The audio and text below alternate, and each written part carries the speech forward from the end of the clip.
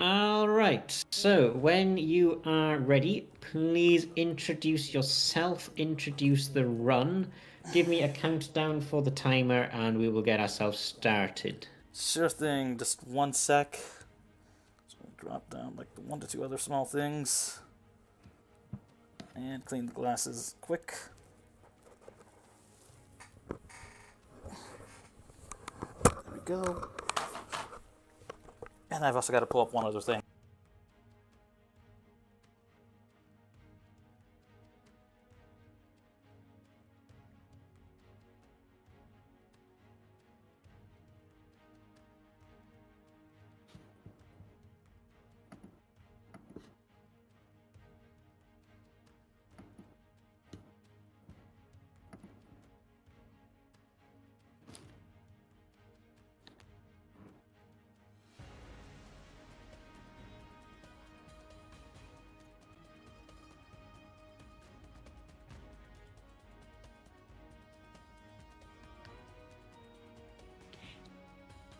He's silent.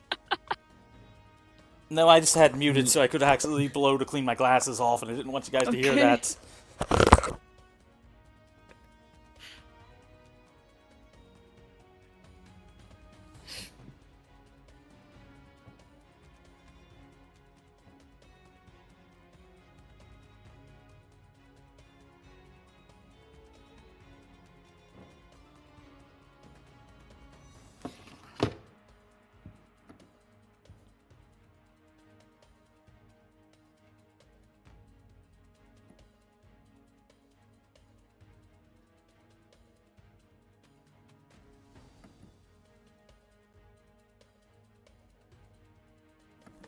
Good enough, I guess. I just had to also pull up my list of passwords, because I am not tracking multiple passwords. Anyway, I'm ready whenever you need me to. Oh, wait. Am I live? Yes, so if you can introduce yourself, introduce the run, you're Sorry. already on the live stream. Sorry. Hi, all. Well, yeah, we'll cut that bit out of the VOD. It's don't okay. Worry. Yes, if you can introduce yourself, introduce the run, give me a countdown for the timer, and let me know when you want the timer to start. Sure thing. Hi, all. I'm Mageius1. This is going to be Yu-Gi-Oh! 7 Trials for Glory. We'll be using the Japanese version, and I'm playing on the early days collection, which came out earlier in the year. For those of you who've played old school Yu-Gi-Oh!, you'll probably enjoy this. It's got a lot of interesting cool tech to it, but let me show you for the reason why we play on the Japanese version. Let's rest for a day. The game is now saving. Don't turn the power off. The game is now saving. Don't turn the power off. The game is now saving. Don't turn the power off. Well, that happens every time we actually want to rest a day. Now, also, since playing the early days collection, I do have access to loading and other stuff with, whoops, forgot, was doing something earlier with that one to make sure I've got a backup, but I'll showcase that one. Don't worry, it won't overwrite anything, so. And we also have the access to rewind, but I'm going to try to not use that all. But, yeah. So remember how you saw that screen constantly show up? That's not in the Japanese version. So it really does help speed up time on that kind of stuff like that. So even though not as much as that, but it also just makes it feel a lot more, easier. On commentary, I've got. Yeah, I'm Totoans. I was here earlier with Warrior Gold, and I know you are co-commentary for this Yu-Gi-Oh! One. Yeah, short last minute notice, but at the same point, I think you're going to have some fun with it. Just got to pull up my list of passwords because there's no hell I'm going to try to remember everything for this. I don't know about you. No one expects you all to remember all of it. I know. Anyway, let me know when 2 minutes have passed or 2.5 minutes have passed after I start the run. Okay, so 3, 2, 1, let's go. So the reason why I had that is we're starting off with Grandpa's Card Shop. We're looking for like a few good cards to start the game with. We're going to buy a structure deck. We're going to pick up 2 packs of Volume 4. Let's see, anything good here? No. So because it's such a quick reset, it's optional whether or not to start or not for that with there. So I am a fan of just like checking a couple times. I mean, unlike Pokemon, it takes us 20 to 30 seconds per attempt. We're looking for like a few cards out of 50 cards, at least for the pack. So it just does, it's quick. And I'm a fan of just giving it a handful of tries. That's why I've got a backup just in case. Sort of the deep-seated. Okay, but just you can't see me use the, like, it's okay type, thing with the hand. But it's a marathon run, so we can see about trying to get something better on it. By the way, how many minutes has it been?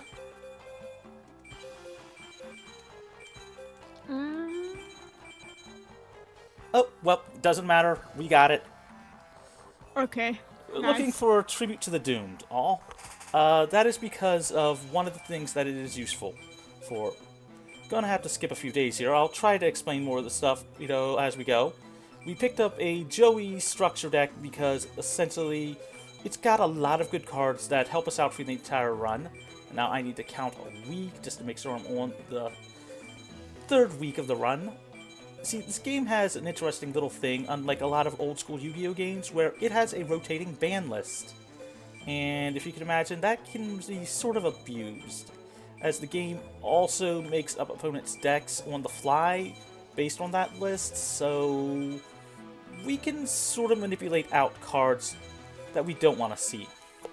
And now that it's been a couple of weeks, we're on the we're on the list that basically has the most banned cards right now. You figure, well, Mage, wouldn't you want the ones that have the least? And the problem is, we do, but we don't have a good deck. And now I'm going to go for the soldier route here, which is essentially you have a couple different options, you know what?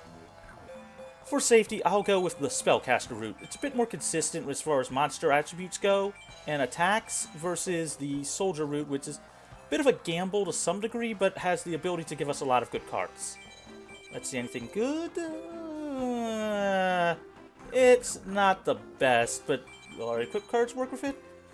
Yeah, that'll make up for it. And now we're going to make our deck.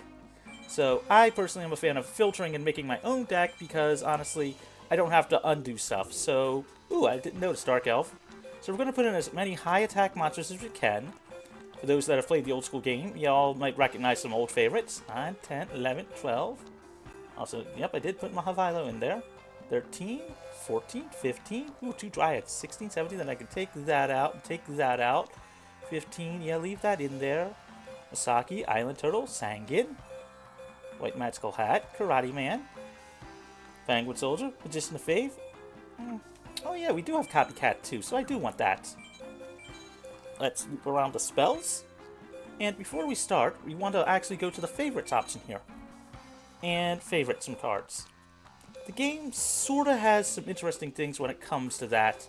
It's not completely understood exactly how it works, but from my experience from a lot of just like testing out stuff here and there, it does seem to affect things with as far as what you get.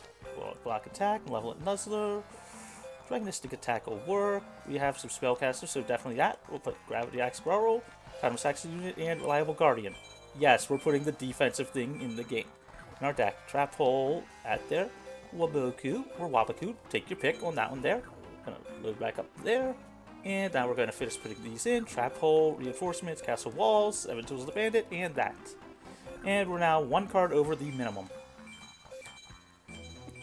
of 40 cards. So we're going to wait, and then we're going to go into our first tournament, which is a best of 1.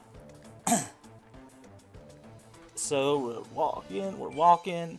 Standard rock, paper, scissors. We want to go first because we want to set up the stuff to be able to deal some damage. And now we're on the duel field. The reason we put Masaki in there is the game, you guaranteed 3 warrior cards in there as well, which is one of the reasons why the actual warrior pack is useful. Because it gives extra warriors, and there's a lot of little actual monsters that we will use later. And if you notice, I set a defense position monster. Gearfree does not have the ability to take equipped cards, which increases its attack. But at the same point, Also, having something in defense means I can lure out what my opponent's going to do. Fissure, not worth it. Yeah, I'll toss out a Masaki. Now, why am I not using Fissure and why am I putting out a weaker monster? That has to deal with how the game deck builds our opponent's decks. It's complicated. I'm so glad there's a whole article on the wiki that someone posted a few years back. But essentially, the game gives cards that counter the player naturally, automatically, no matter what. Then it builds upon that by giving them certain amounts of cards based on what our attack is, what our average attack is, what the highest, well, not highest, but how many monsters we have that are over a certain amount of attack at level 4 or lower, and then it goes from there to the amount of. Actually, there you go. Throw out white magical hats. Essentially, right now, what I am doing is luring out stuff from their deck to be able to deal as much damage as I can. And now, since I can throw out lower attack monsters, that will guarantee our opponent throwing stuff out in attack position and trying to attack it. Sort of just like Forbidden Memories, where you want to take advantage of that. But we have effect monsters, they don't, and we only get to draw one card per turn. And Autonomous Action Unit, being the ability to pay 1,500 life points and get back one of their monsters, is very useful. And we'll go from that there. Most likely this probably won't be a world record or anything, because I haven't explained things, but for a marathon setting it'll be nice. Dora, you got anything to say? You enjoying what you're seeing so far? Yeah, I mean, as long as we don't get any graphical glitches. this game is glitchy. Not really glitchy. Also, tribute to the Doom. One of the reasons why I go after this card is I can now just boop. We don't really get early game removal, which is why the fact of you saw me put a card called Eternal Rest in the deck. That says basically that I can destroy any monster for an equip card. Our opponents don't run many equips, but we do. And rules of the game, we can equip their monsters with our stuff. So as long as they are a legal target, we can, well, let's equip this monster on our opponent's field, and, well, now let's use Eternal Rest and blow them all up. We take a disadvantage there, but we also have the ability to get very far ahead with it.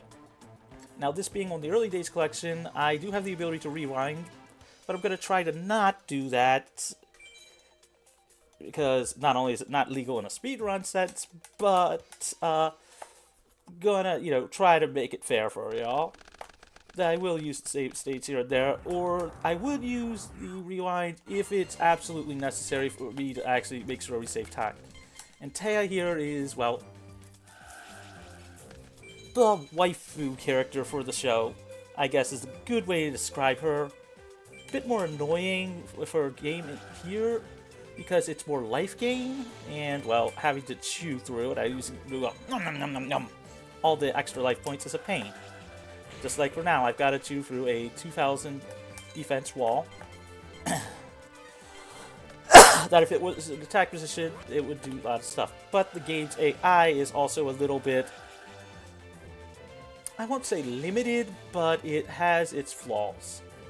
So we're going to take some damage here, but we can do what we can do. The game actually does copy, deck list for a pool for each of the characters. And 2,200. I'll throw out Mahavilo, and I'll see if it's Magic Jam or not. Okay, I could see that one coming. Luckily, this is a best of 3, so worst case, I can take the actual concession and go from there if absolutely needed. Oh god, Nibble the Manga. Thank god I've got a trap hole and removal. See, Nibble the Manga is the whole fact of if you kill it, they can get up to 2 more the deck, and it gives them 1,000 life points. The reason why I led Mahavilo there is because it actually has the ability to increase attack. What I've got here, I think I will take the concession. Now, just to be fair and for marathon safety, what I'm going to do is make a quick game save. It won't be needed, most likely.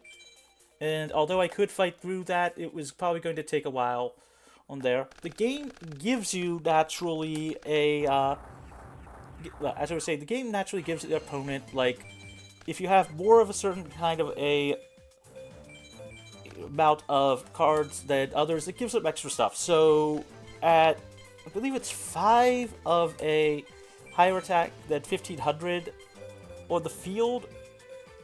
Actually, what I've got here, yeah, Maiden of the Moonlight is probably a good option here.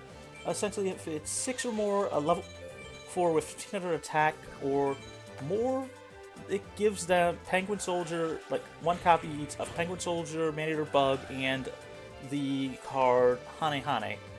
2 of the 3 bounce creatures back just like that, and oh yeah, I forgot to set. And block attack, I guess, is the best option because she'll be throwing a lot of stuff in defense. And it works out just enough on that one there.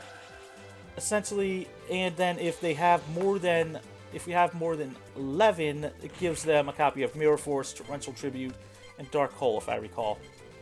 And with that there, okay, reinforcement set there. Time sections, Penguin Children, Mahavilo. Yeah, I'll leave the defensive option here just to play it safe on that one. I'm not going to have the fastest opening, but again, this is an average. And in this case, we want her to flip our Island Turtle. Plays around the possibility of a trap hole. Gives us a defense, and it also deals damage. Okay, good. Just a healing spell? Okay, yeah, I can take care of that now. Okay. Thank you, Taya. Mahavilo, yes. What's her discard, quick? Okay, okay. Not worth the reborn. Where is it? Yeah, that's right. Thinking of the last game. Quickly check the attack, okay. Now, you notice I swapped the one creature into attack position. That is so I can hopefully lure out an attacking creature because it's got a low attack. As the game tracks some of the stuff based on attack versus attack, defense versus defense, it's a bit complicated as far as just the game's tells. And thanks to GameFAQs for someone actually in 2020 listing a solid list of that one. Okay, please tell me that's not a 2000 defense ball. Let's go with a... I'll set Penguin Soldier attack, see what it is, and since I know she only has 1 Penguin Soldier in the deck, I don't have to worry as much. That there. Flip. Okay, Nibble. I hate Nibble in the manga. You'll see why I really don't like actually having to battle Taya early. Gains 1,000, and now gets 2 more of those.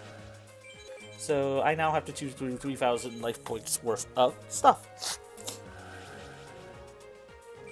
But hopefully you're all enjoying this one so far. This game actually was used in the early 2000s for the actual World Championship for the GBA. It's actually really interesting to read some of like what was actually played in it. And apparently the last deck that won it all was a stall burn strategy. So yeah, like, and it really was one of those things like you would not expect, you know, just stalling out the game and burning to actually win tournaments. It usually does and doesn't. And let's see, the manga, let's see, 2000, 1550. I'll just flip summon it. Try to see if I could actually do something instead of. Okay, we'll automatically get that one, so bounce that there. Now, I'll leave Penguin Soldier on the field, so that way it guarantees it. And the thing about the card of... actually, with Autonomous Action Unit, I'll also bring back one of Taya's creatures. And with one of my creatures being dead too, I'll take back that. No, this instance, I will choose to take back that to help give myself some extra stuff, damage-wise. I could choose something else, but at the same point, with what I have access to right now, yeah, Nibble the Manga's problem is that if she destroys it, I would probably be taking even more damage. And I haven't even talked about the timing side of stuff, which we use manual timing as far as just like deciding when you want to use cards versus the game prompting you every opportunity you get to activate an effect. And we're hopefully going to deal some damage here. Like I said before, I know this is not going to be world record, so I can just relax and just showcase an amazing run. And I could have probably explained some of the other stuff before the run, but it's kind of hard to do that. But let's see. Go through here. 3,300. We'll just end the turn here. Whatever our opponent summons, it'll be good. We have a reinforcement, which increases our attack. Monsters reborn. Oh my god. Oh, we're gonna have to give her 1,000. No, that'll work. Forgot she had that 22. Okay, yeah, we'll keep our reinforcements. So the reason why I haven't gone in and manually timed the reinforcements is because it actually will automatically just ask you whenever monsters attack, because that is literally what it's designed for. Out there, Harpy's brother. Okay, yep, that'll work. We clear.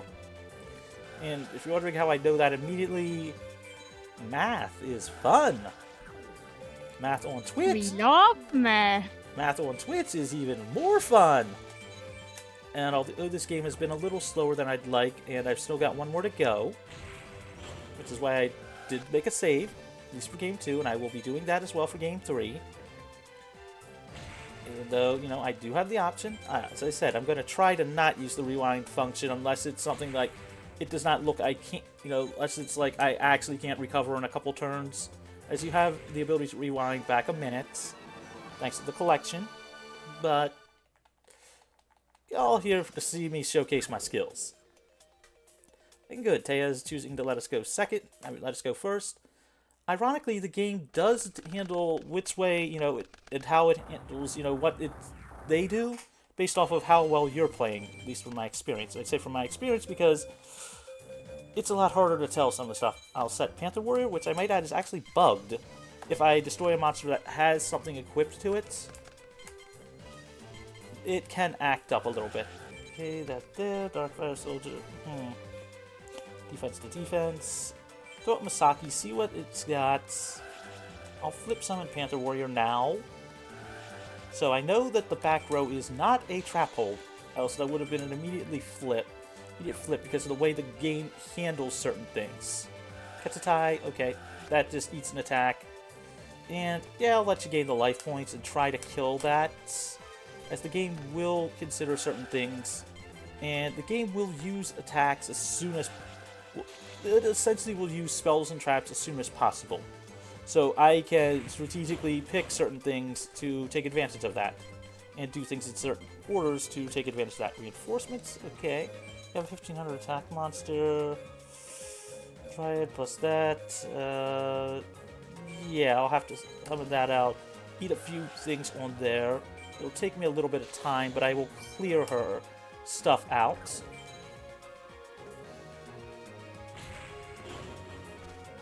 Okay, healing atop that one there. And you see why Taya just can be a little bit annoying. Nom nom nom nom nom. Okay. Grace for Charity.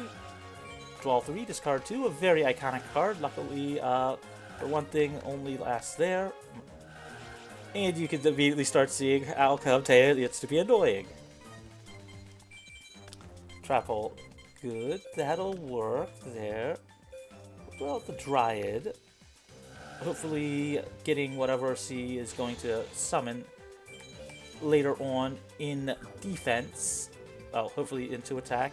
Okay, 2,000. We will now use that reinforcement. Now I need to make sure I ask correctly and slowly so I don't pick the wrong target.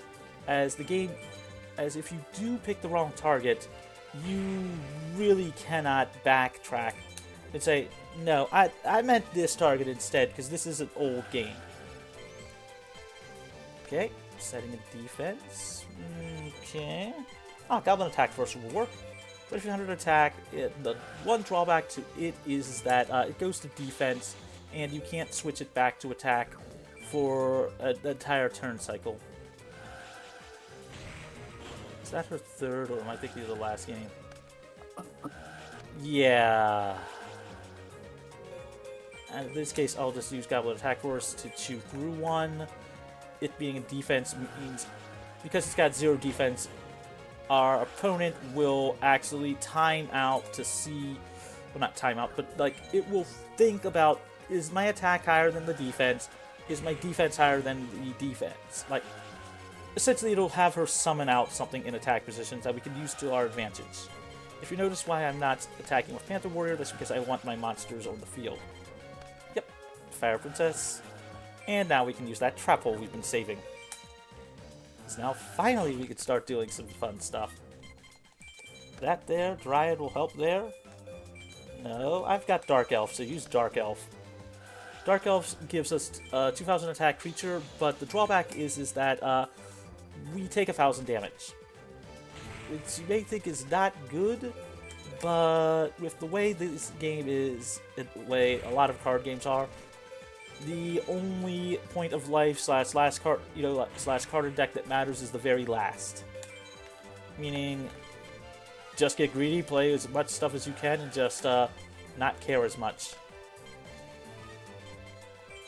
Okay, I know what it is not. Throw a Goblin Attack Force back in attack position. And let's start by doing this. So that way it's not the best or worst. It gets a tie. They'll get a bit more life point damage, but 23 plus 2k. 53 is math. Yeah, 53. So 54 left. 1,200 there. For only having 2 cards in hand, I don't have to worry as much. I'll leave the creatures like it is, hopefully drawing another creature into attack position. I could have attacked with Goblin Attack Force and sacrificed my 1 creature. Okay, back row. Okay, gets a tie there. Okay, what that tells me in hand is possibly it is either spell and trap removal or... Oh, yep, that immediately tells me that is spell and trap removal. Meaning it's to counter, any spells and traps. We're not going to be using our spells and traps here. So, essentially we're just going to use... We have the Warrior to direct attack. I'm going to sacrifice that there.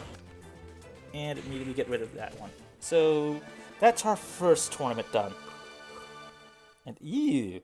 Yeah. Just looking at the timer, not a quick tournament, but not, well, way above, what I'd like. But again, marathons, I think. So we've won money. Now, we're going to do something cool. We're just going to wait around because we got to do 4 of these tournaments. Because we got to unlock all the characters and all. So, go like all that there. Go here. Leave screen. Go sign up again. Now, I think with the money we'd want to buy more cards, and we do. Now, what I want to do here is copy... No, wait, I'm thinking the old strategy.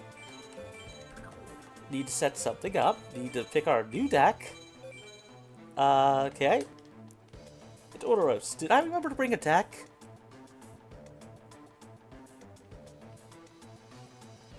Mokuba, what are you doing? Wait, you're saying I didn't have a deck with me? Okay. Looks like I just lost some money there.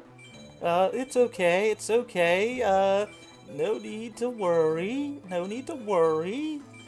Go to Thursday, go to Friday, I should be able to make this up. I mean, it's not like the run's gonna get killed or anything else like that. It's not, don't worry, we're all fine, we're all good. Don't worry.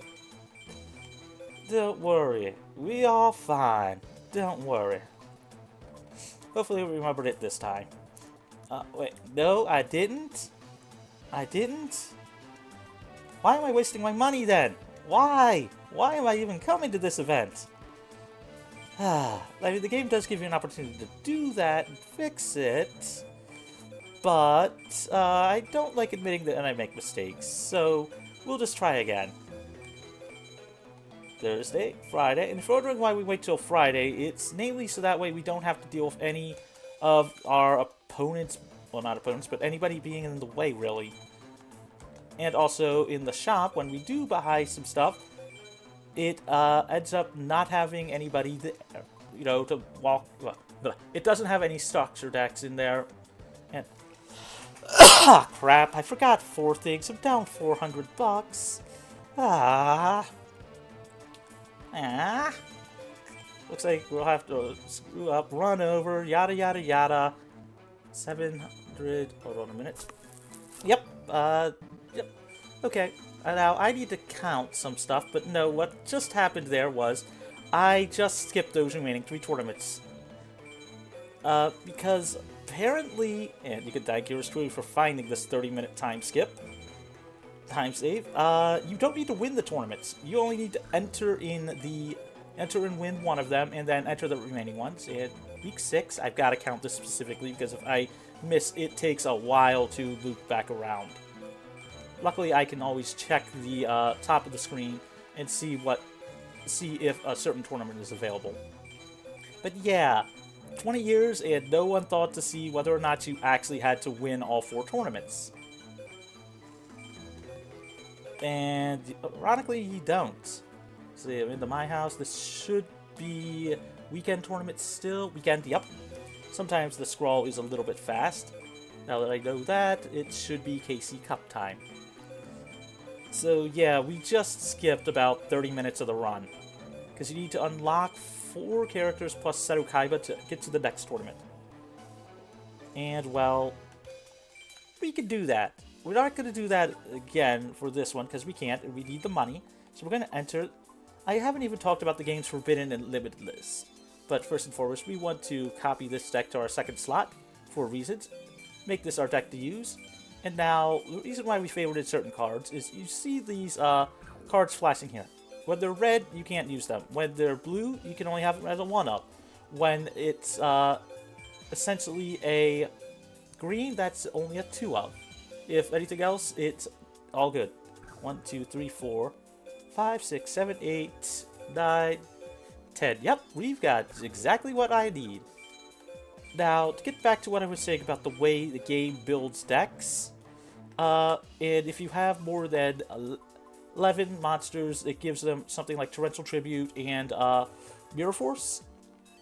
Well, week 3, the third list, is the only list where Mirror Force is legal. So if we keep our monster count to 10, as far as high attack monsters, our opponent can never have Mirror Force unless they naturally have Mirror Force. So we have now just manipulated out the chances of seeing a Mirror Force from Rex. 7 Tools of the Bandit, which is going to help us actually use some stuff. Now, Rex's highest attack monster is 1600, so we can play around it just by setting something like that and force them to attack stuff in certain ways. We may only have 1200 defense, but this is where the Reliable Guardian helps us, as it increases our defense by 700. So essentially letting us deal even more damage. Early on, it's essentially the idea of every life point matters. And with that there, okay. Yeah, I'll toss out that. The 1500 will draw out a 1600 attack monster. And in this instance, it helps us out. The only true card that I have to worry about is Change of Heart. And the fact of Change of Heart being the target means the game will take our highest attack monster, have to pay 1000 life points to attack. That's 1000 or life points, taken from them. And just like I said, highest normal monster that they would have. I say normal because the game pads out whatever remaining cards and the cards it has to take out with just normal monsters. By that, I mean legitimately, like, it has no attack. I mean, it has no effect whatsoever. So, manipulation becomes a thing. I know. Going in, explaining, a lot of the weird, quirky mechanics to this one. But we started the second tournament, the Kaiba Cup.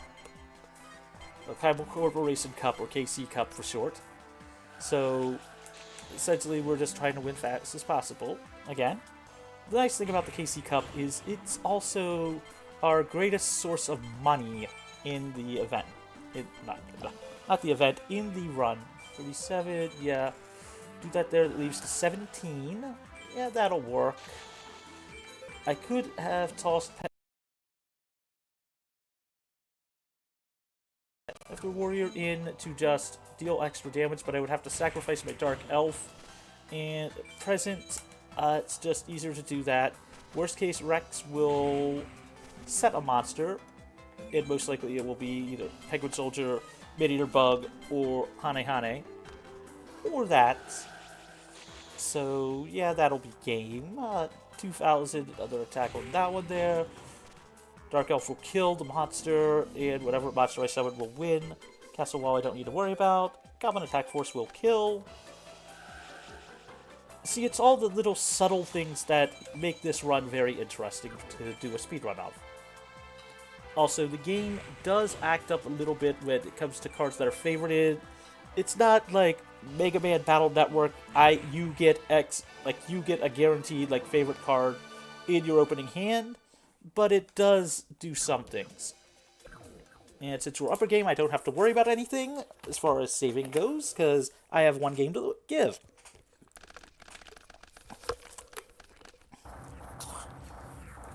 Missed whether or not I was going first. I believe, yep, they are. Pot of Greed, only weak. There, that is legal. Insert all Yu-Gi-Oh! Memes about Pot of Greed here. Triad. Oh, Wizard, that there. Made the move late, I guess.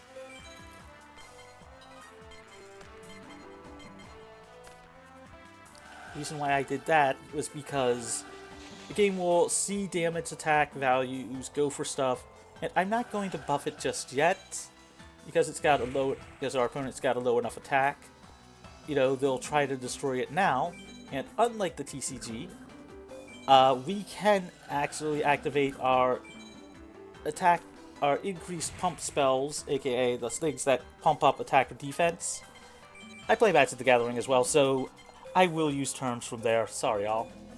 Yeah, 1400 Armored Lizard. Is it a trap hole? It's a trap hole. Okay. So we want that in attack position. Yeah, check. Debating here on that one there. Yeah, I will throw out Gravity Axe Growl now. They won't be able to change attack position. Well, change their battle position. Paraphrasing literally what every card does, because there's over 1,000 cards. Each of them are very unique. Sometimes it's just the stats and type of creature, but I don't have to worry about them doing anything with that.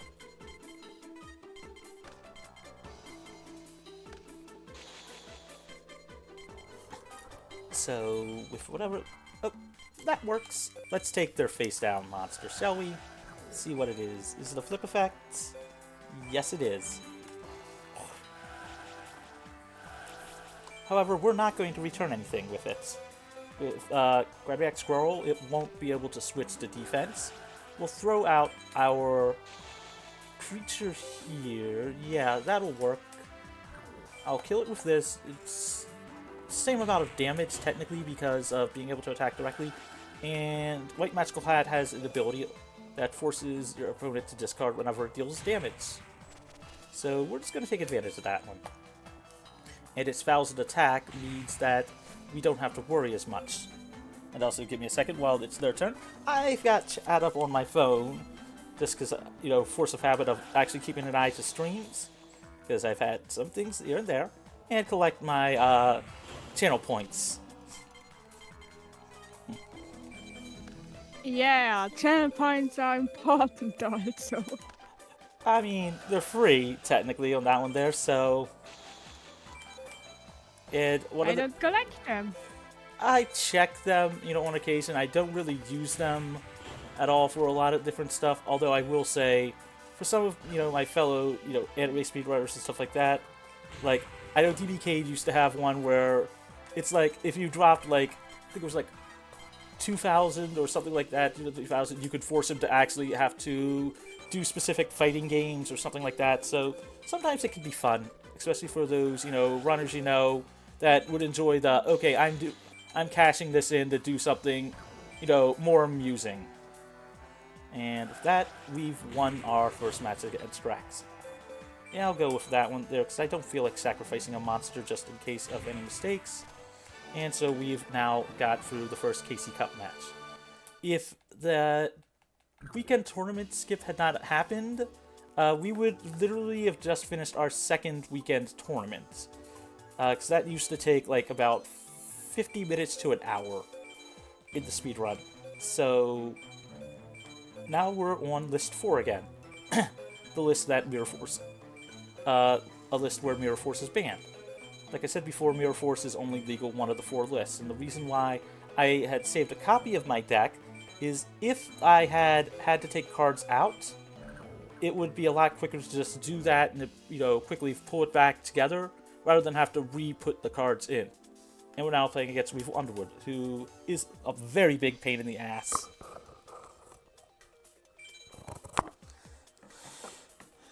And I say that because he has, I believe it's 11, I think it's either 10 or 11 natural flip effects in the deck.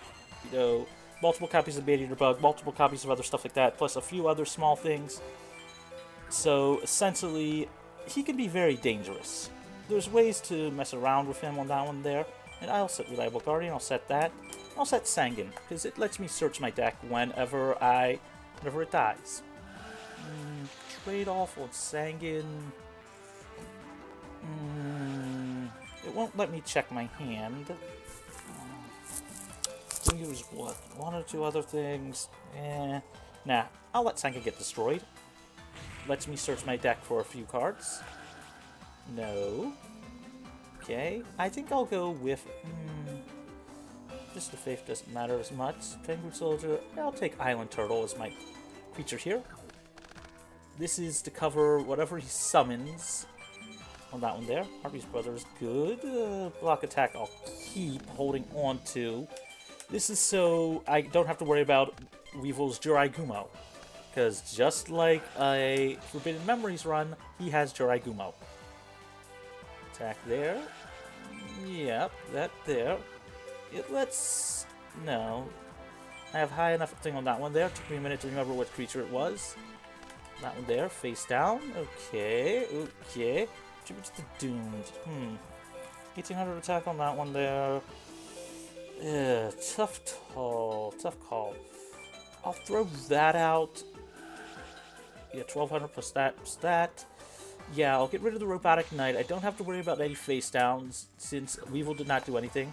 And it not doing anything and me having a 7 Tools of the Bandit plus 2 spell cards will tell me that that is either a Magic Jammer or a 7 Tools of the Bandit.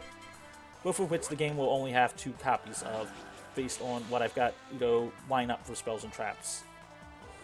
No, because what I've got is a defensive boost. Nothing else in there. I mean, the game has a lot of little subtle things that you can use to your advantage. Block attack, 16, right? Yeah. I'll summon that out, I guess. Yeah, I have to use Goblin Attack Force. That there. Leave that defense. Because I want stuff like that to basically wall up. Although, technically, the 0 defense would probably outride the... the game would prioritize killing the other creature first because it can't change it back to attack. Yeah, there's a lot of little game tendencies on that one there. 1200, yep. They'll know the exact target there. Forces them there. Okay, no. Yeah, 1200 plus that, face down. Okay. Just the Faith. I don't really need to do that there. Let's do this then. Let's throw out Might Magical Hat. Okay, so that eats the trap hole. So 7 tools there. I am calling it now. The other one will now be a 7 Tools of the Bandit.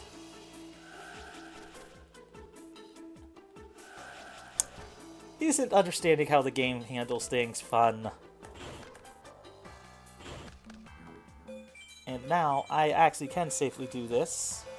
Malevolent Nuzzler. The nice thing about Malevolent Nuzzler is, when it's destroyed, you can immediately have the option of paying 500 life points to put it back on the top of the deck, which is very useful, for keeping an equipped card that gives 700 attack points, in hand, essentially.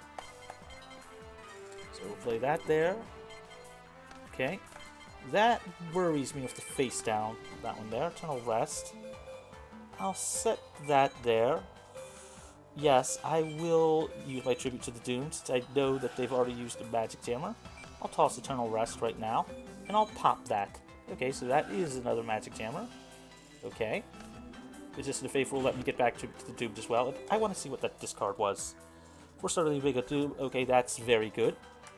As that could destroy all face-up level 4 monsters or lower, well, level 4 monsters on my side of the field. Man-Eater Bug, okay. No. That will destroy my island turtle, sadly. No. Don't want to do that. Don't want to do that. What I have in hand, no, I'm not going to pay the life points, sadly, as I don't have the ability to get it back. I shouldn't say get it back, but what I have face up on the field, well, face down on the field means I want to keep that one. However, Reliable Guardian, on the other hand, I actually do want to keep my Magician of Faith on the field just in case of needing some defense. And also, I will now have the ability to get a spell card back. What do you think? Tribute to the Dude or Malevolent Nuzzler? Removal or power? I think we're going to go with the power. The game is telling me that I might be able to play around some stuff. In fact, what the game is telling me is I should try to play around some stuff. Attack position. I'll hold on to the Book of Secret Arts for now. It's what, 12? It's like 200, so take 200 there. Only one card in hand. Screw it, I'll go for it. I'll go for it. That there. Being a very slow game so far. Normally I would be doing a lot more stuff. But, okay. Swords of Revealing Light, don't have to worry about it. It's annoying, but it's a... I'll just set my stuff on there. Set Panther Warrior just to cover some things. Turn 1 on swords, turn 2 on swords. Essentially, this means I can't attack for 3 turns. And remember what I said about Panther Warrior being glitched? That makes it a pain that I can't really sacrifice the Magician of Faith because of the Malevolent Nuzzle or triggering. Okay, Hane. Okay, that's good enough for me. And in this instance, I will pay the Malevolent Nuzzler. It's their actual effect. Sometimes you've got to quickly remember to read your text on the field. Third turn of swords, so yes, I'll set just the Faith again. Be able to get back my other Tribute to the Doom effect. Okay. So there's that and that. That will attack, killing that, but I will get Tribute to the Doom back. That was Waboku. Yes, I will Waboku that now. Lets me flip up my monster and keep it on the field, as it deals no damage. It doesn't destroy anything on that one there. And I will grab back my Tribute to the Doom. So there's that and that. Monster there. Okay, that works. That works just fine. Malevolent Nuzzler there. Yeah. Put that there. Summon that there. I'm not going to attack with it. I will throw that into attack position though. I'll leave Tribute to the Doomed in hand. Yes, I'll attack that there. Leave the monster there. 1350, yes, that, there. Yep, I'll have to pass turn. Again, playing a bit conservatively, but Weevil can be a pain in the arse. Set that there, don't have to worry now. Gravity Axe Roll, yes, that there, so they can't change position. And now being able to play Gravity Axe Roll, I know I can safely win the game here. And that's namely because I know that the fact that they did not negate the effect, and thinking about it now, they did use 2 of the Magic Hammers already. Don't make me, I need to get a drink of water.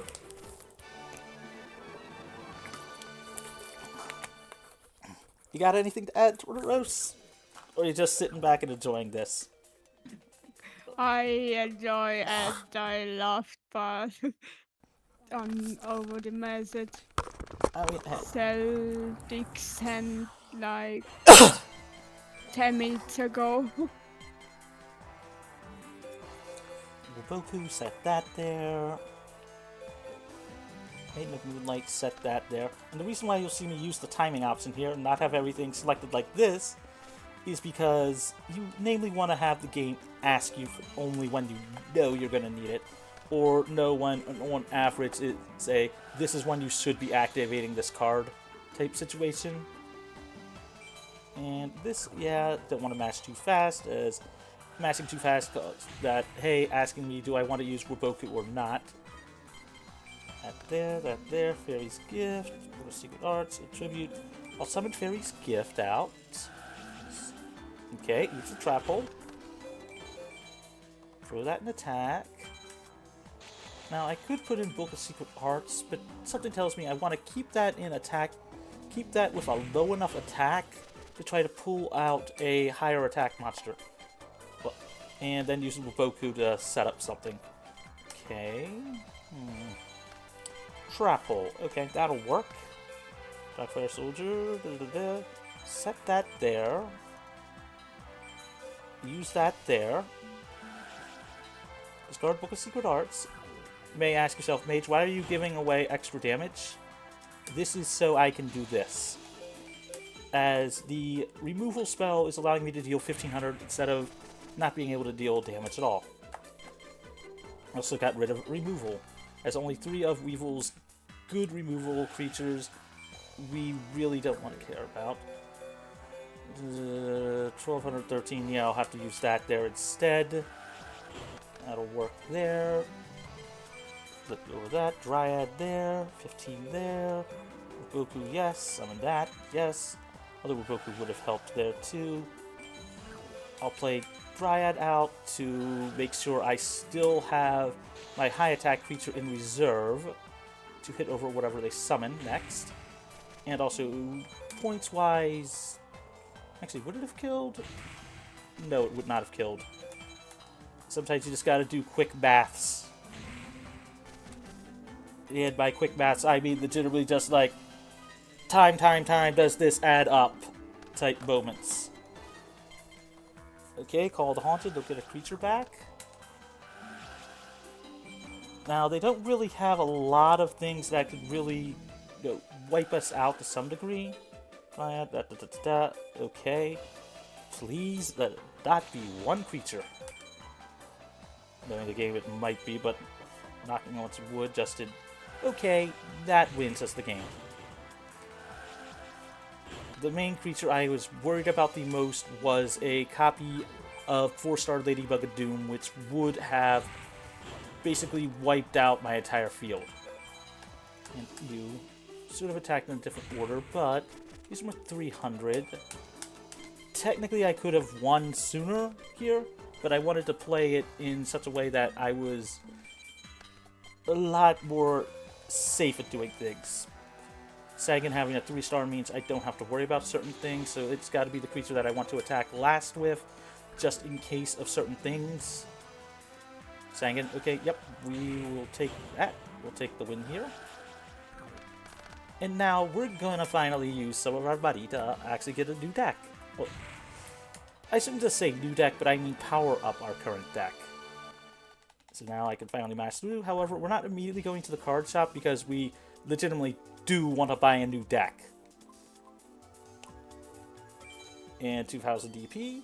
You notice the difference between what we made in the weekend tournament and what we've made here so far. In 2 matches, we have made $3,000. Which, compared to the weekend tournament, only gives you for an entire match essentially 1,000. And forgetting that one there, walk over here, walk up here. Say hi to Yugi's grandpa again, everybody. We're going to go for Joey's Standard. And now we're going to buy something very good. Although, out by one of those, so I'll have to pick it up later. Quick play. Okay, I'll take the reload and the Trap Jammer. That works. Trap Jammer is going to be good enough for us there. We're going to want to deck to use here. I'm going to use the new cards option to equip that there and the reload. So that'll be useful. I want to now go to main deck. And that extra deck that we just bought gave us a copy of an extra copy of the entire original deck that we had. So we're now immediately going to get some higher powered monsters. Armor Lizard, no. Yes, I'll take rid of that. Up to Island Turtle. Oh, and I forgot these. I'm thinking of the old routes.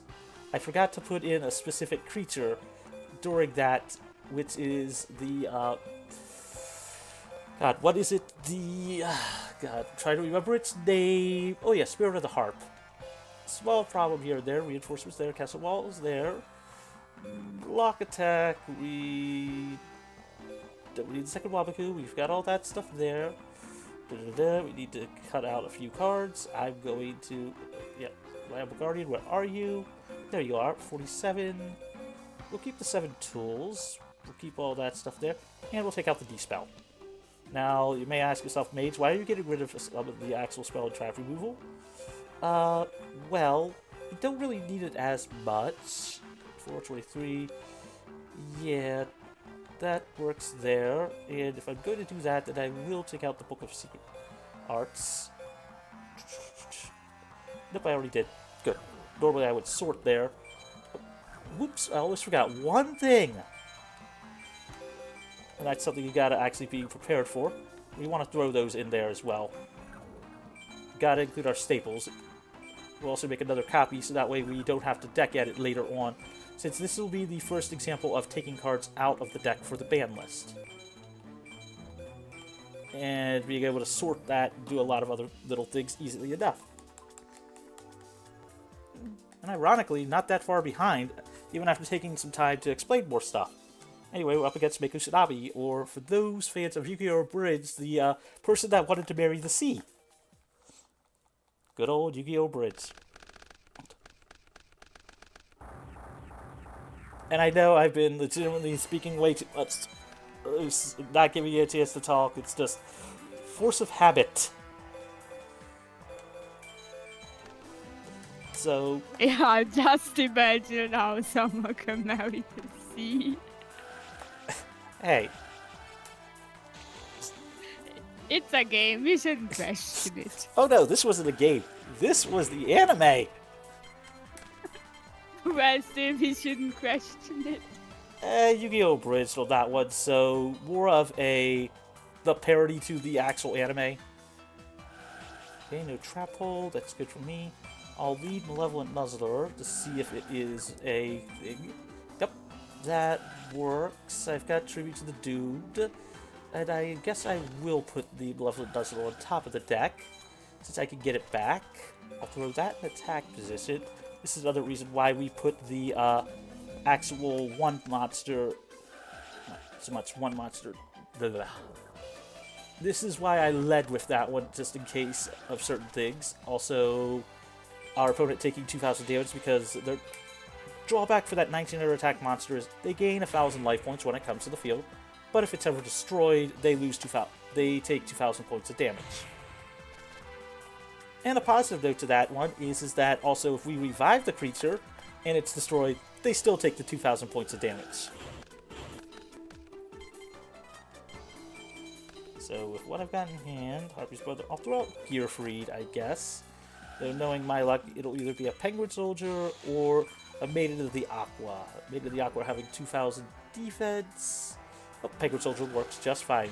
We'll take some damage from the follow-up, but we don't have to worry as much. Mako naturally has 3 Penguin Soldiers, so it won't give him extra cards if we run over 10 for that one, because they'll already have an extra Penguin Soldier from, you know, just what's in their basic deck to begin with. And Harpy's Brother.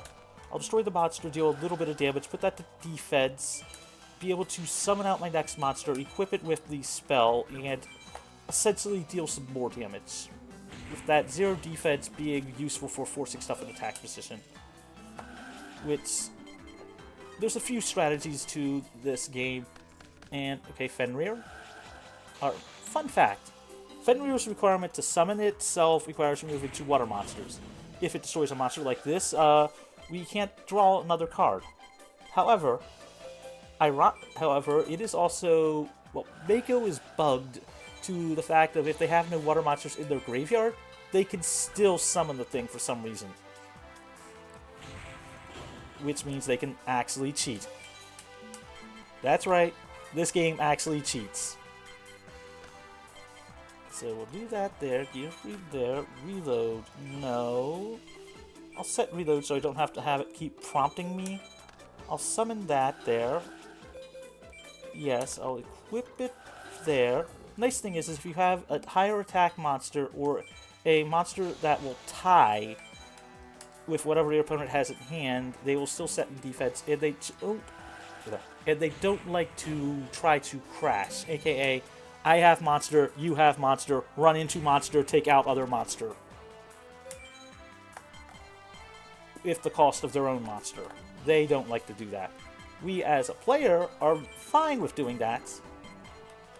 And we'll take the win here, of course. See, early on, you can see the timer in the bottom corner, just like, you know, counting up. It is what it is, but it's not, you know, like, it doesn't really indicate, like, how good or bad you're doing in a game. Well, it does, but that's neither here or there. But we've got a game, too. Change of Heart. React, Squirrel, Reinforcements. Not that bad of a hand. I'll probably lead with the Change of Hearts. If this...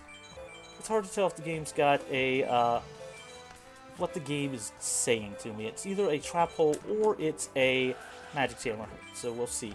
Okay. Made the Aqua in attack position. Yeah. Torrential Tribute. The other option. That's always a one of. Reinforcements 1500. Just trap hole. I will actually lead with a White Magical Hat here. Because I could safely kill whatever monster they would summon next with Trap Hole, unless it's a ritual monster, aka requires using a spell card to... They have to, like, use a specific card to summon a something, to then use that to then discard stuff, and, by the way, thank you, Mako, for the free 2000 damage. Free stuff. I mean, they gain 1,000 life points. We deal 2,000 damage. Then we deal that one. It's going to reborn the monster, which means he'll get another 1,000 here, which is... It's a pain, but we have a reinforcement set, which will give us an increased attack, so we want to hold off on that there. Karate Man, double the attack, React Squirrel. Now we'll want to use this here. And we want to not use this. This is so we can hopefully draw out a follow-up like this. They'll attack. And now we're going to use this. If we had boosted it then, we could have actually gotten the other monster to be set in defense. But in this instance, it's better to have it into attack position so we can have a follow-up play. Fissure or that there. I think I'll lead Karate Man. I'll use Gravity Axe Squirrel here.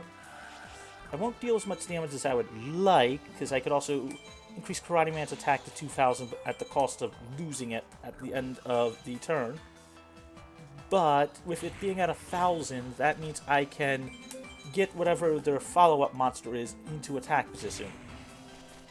And with a Fissure, which is straight off the back, I destroy your monster, I can immediately use that so that any other monster will let me win, for the most part. Take 500, okay. Draw my card for turn. Penguin Soldier. Rare instance of 23 plus that is 2,000? 3,000, so leave him at 100. So I actually want to set this and say go. They'll attack it. I will bounce it there, meaning returned it to the hand. They didn't summon, so I don't have to worry about a follow-up. Need to press A only, make sure that I don't hit the on a second monster. Okay. White Magical Hat. That should now hopefully win. Would have had to do a few other things, but with the Fissure in hand, I have now guaranteed a follow-up to win. The blue card he just discarded was a Ritual Monster. For those forbidden memory people out there, those are the cards, and only a 23 plus 1,000. Math. Math's a pain. But we now just beat Mako. We have 3,000 DP. I believe it's dual points. You know, I'm just going by what the Sacred Cards calls their money in that game. And now we're on to My Valentine. One of the only female, well, not just female, that one, just more of the iconic, I would call her a femme fatale, because it's not really that, but more well-known. No, not copy. I'm forgetting things and blanking on it because of first marathon setting. We'll just do the quick thing instead of going in and doing that, and be able to remove those cards quickly. The other way is manually going into the deck and doing that there. And ironically, I'm not that, even though I'm still technically behind, I'm not as behind as I could be. And our deck is solid. So, yeah, it's not worth waiting. And by that, I mean I've got the ability to choose some stuff. Although I technically do have Blue Eyes Ultimate Dragon, I'm not going to use the most broken option. Double Reinforcements, okay. Draconic Attack. Whatever she sets is going to be an attack position anyway. Well, in defense position anyway because of the attacks. Unless... Okay, yep, makes sense there. My using a field spell on that one. It's one of those, like, I can tell what she's going to do because of hand. Positive note, Harpy's brother is also a wind monster, so essentially it trades, basically. Penguin Soldier for the bounce. Okay. Luckily, my naturally only has one Penguin Soldier thanks to what the game gives her. And I'm going to have to just pass here. Surprisingly, I haven't seen Mahavilo as much, which is one of our creatures that increases a lot of stuff. Mai loves her Harpy ladies. No, not going to pump your thing up. Okay, increases. Okay. Luckily, we do have an answer to it. We'll take a bit of damage, but again, only life point that matters, or point of life that matters, is the very last one. Okay, Penguin Soldier, I can bounce those, but that's not going to help. Probably that there. Yeah, that will work. She has no cards in hand, plus that reinforcements will allow me to lure her into attacking with double that. That'll be an extra 500, an extra 1,000 to that one, making it 33. So yes, the smart play here is just let her attack my monster. Game actually being smart for once. Tribute to the Doomed Draconic Attack. Okay. I'll leave Tribute to the Doomed and see. But this card will be Draconic Attack, so I don't have a target for it.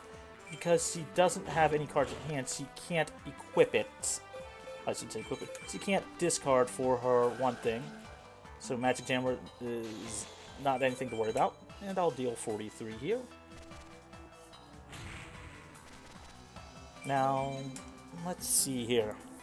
Is the deck good enough to try for not buying the extra cards present?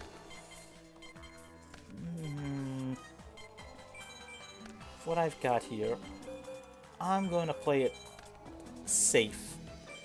It's a marathon, so I'm just going to pass my turn, use Penguin Soldier to let me win on the following turn. Now, Mai does technically have the ability to have certain things. Math. Why do I screw up math sometimes?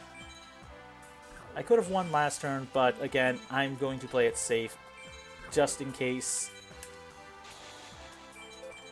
Like I said, it's just sometimes smarter to just do the math. And picking the wrong attack order, as Harpy's brother would have just, with double reinforcements, killed anyway, but probably doing my luck, that would have been a 7 Tools of the Bandit, dealing 1,000 to negate one of them, and that would have actually killed it faster. This game is all about trying to read what your opponent's going to do. So, what do you think of the runs of Artoros? Find it interesting at the very least? Yes. And no graphical glitches by now. Yeah, there's been like one that I did show earlier, which is amusing that it does have some things there. For this, I'm going to want to use Monster Summon and Special Summoned, because she does not have anything really that I would want to have happen on an attack. Whereas someone like Weevil, having a card that does a massive amount, basically Jiraigumo, the actual effect of it is when it's activated. Yeah, Mahavilo, Copycat, its original attack, White Magical Hat. Yeah, Mahavilo is to play. Gets eaten by a trap hole. Okay. I'm going to flip summon this now. Enter combat. Attack there. Attack the weaker of the two monsters. Because Fissure destroys the lowest attack monster. It's best to legitimately just kill the one thing, make it sure that her only low attack monster is that higher attack monster than us, and then we can get rid of it immediately. One fun follow-up is because I now have an 1800 attack monster. I was gonna say I don't have to worry about some things, but her not summoning a monster tells me essentially her hand is either all equipped spells, an Elegant Egotist, and a Harpy's Lady's Sister, or something else that she cannot play, as most opponents don't like to actually play stuff they can't use. It was correct. Just so I could actually just read what my opponent does as a way to tell what their hand is. And yes, you just saw her waste an entire field spell. I said the game likes to use cards as soon as possible. That includes doing stuff like that. So you get to see them legitimately take a disadvantage to some things very quickly. And what was the last one? White Magical Hot. Okay, left 400. Okay, good enough, I guess. And gets rid of a card in hand. Let's see. Harpy's Pet Dragon or Harpy Lady Sisters? Harpy Lady Sisters, the only way to summon that is using Elegant Egotist with a Harpy Lady face up, and no Harpy Lady, no summon. And considering I'm this far ahead, I don't do that negatively. I'm just going to throw out my monster, assume it's not going to destroy me all the way because of options. Yep.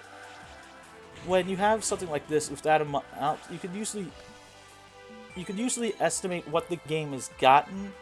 I don't know how bad it is, and by that I mean, like, is it Forbidden Memories, our opponent has 20 cards in hand bad, or not?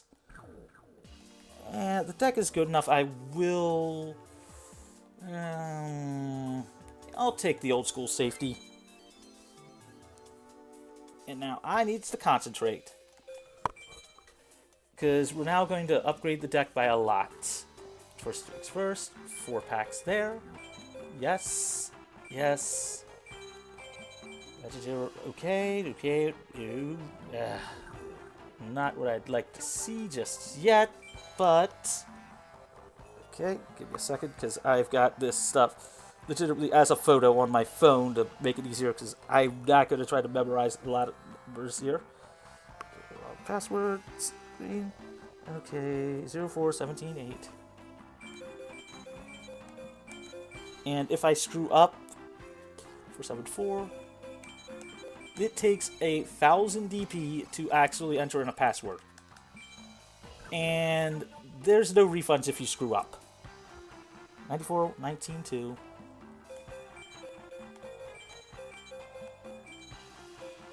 So you really don't want to screw up. 409, 409. Okay, we'll do that there. Get the compulsory evacuation device. Essentially what I am doing right now is buying a hell of a lot of removal. 5612-0. 5612-0. 475. Now this is one where if I do screw up, I will take a rewind for marathon safety. 47754.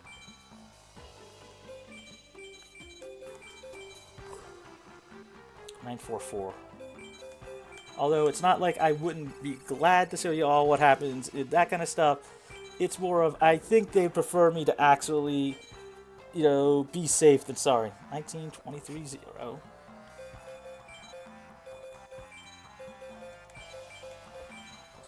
0, 407. See, I bought 2, 4 on that one there. So it should be an exact 0. I can double check quickly. Nope, I was correct. Now, I could wait and do this on another day with the latest list, but it is simpler to just do that as soon as possible because you're already out and about. I could also wait and close enough on that one there. So I want to go to filters, up to traps. I'm pretty sure I could just do it with the other options, but I haven't really timed out everything on that one. And ooh, that won't help till later. Trap General, I don't need Compulse, Sakuretsu, Rikeki Break. And that, and spell, and sorting probably, using the select button to do that, but I'm also not on emulator or something like that to make it faster. Reload, Poison Old Man, we do want that there. Didn't I pull a recklessly? I'm pretty sure I did. Oh yeah, it's up one. Okay, so recklessly 2 graceful dice there, 2. Take that out. Okay, Book of Secret Arts out. Draconic that out. Leave those in there. Change of Heart in while I'm thinking about it. Okay, traps. Filters out. That one. Reinforcements out. 7 tools.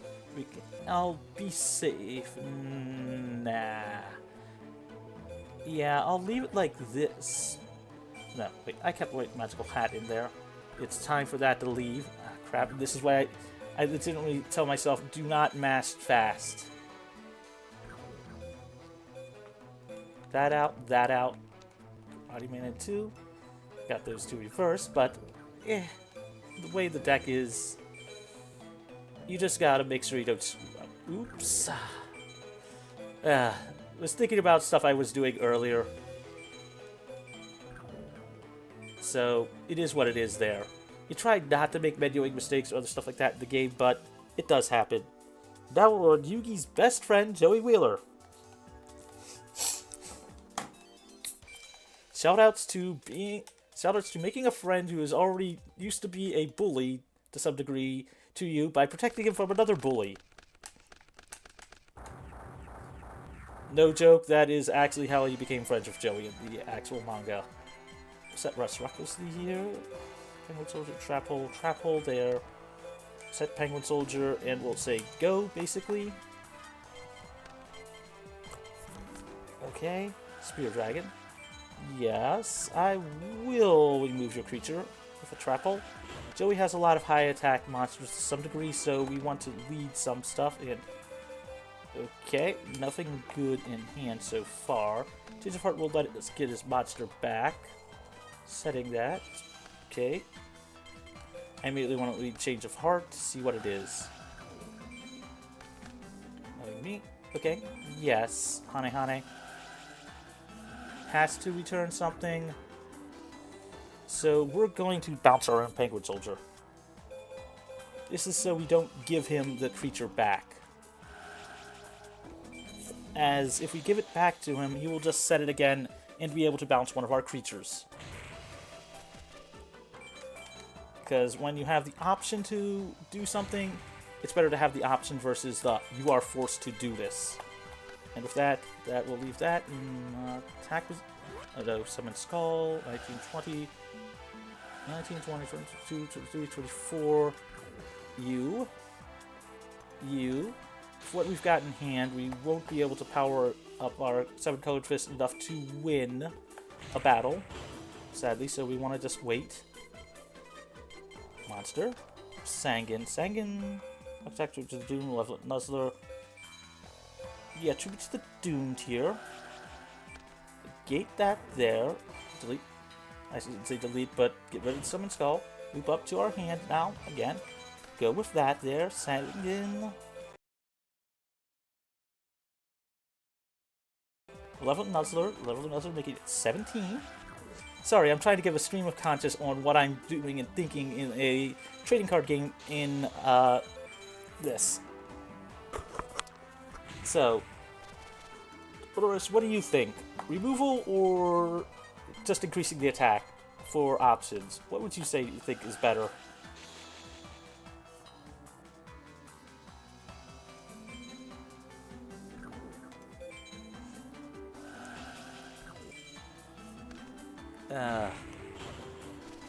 Just stepped out on that one. I mean, I've been talking a lot on that one. They're making it a lot harder to speak on it. So let's see, 35, what's that, 17. Penguin Soldier will be the play. So, any of you got stories from playing Yu-Gi-Oh? Or, have experiences that you really did enjoy from it? No, I don't need to pump it.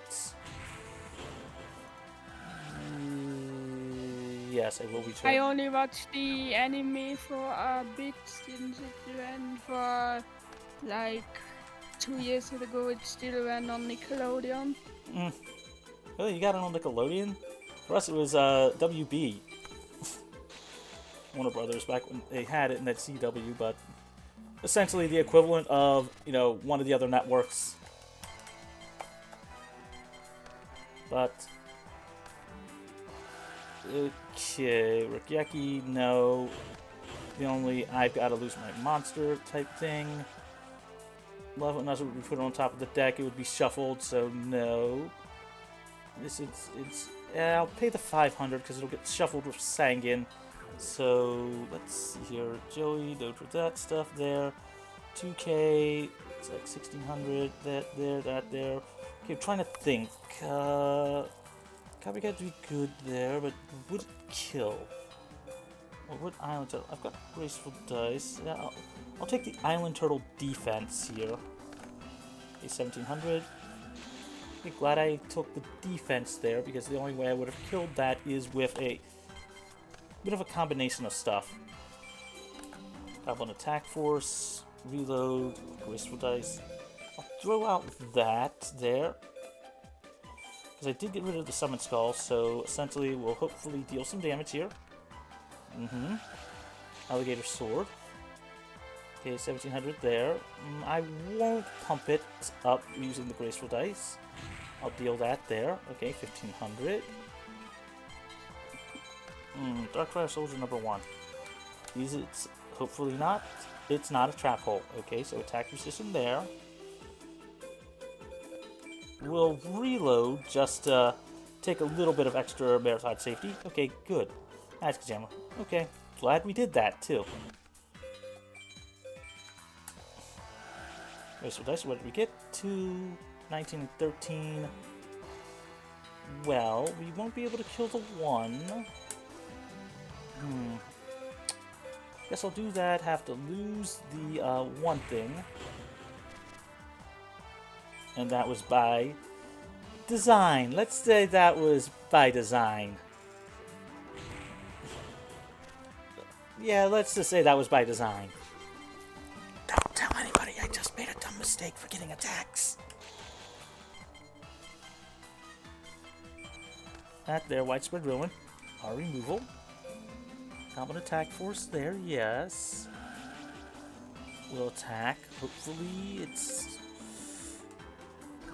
that there, it'll have to be a lower attack monster. Or that. You. Sometimes you just gotta try to go as fast as possible, and sometimes when the game says no, the game says no.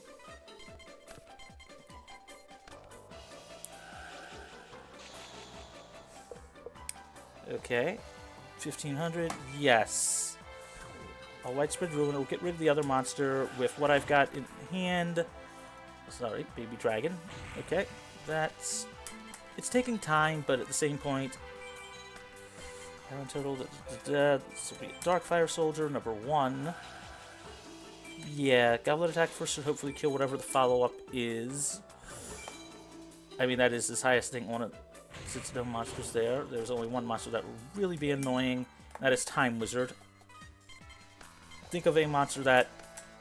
okay, Zimbyra the Dark. It decreases its attack if it kills one of my monsters, so... not the worst option. 19, 20, 21, 22, 22, 20... so 23... Trap Hole follow-up... yeah. Yeah, I'll use the Goblin Attack Force Trap Hole, then go from there. It will be game my next turn.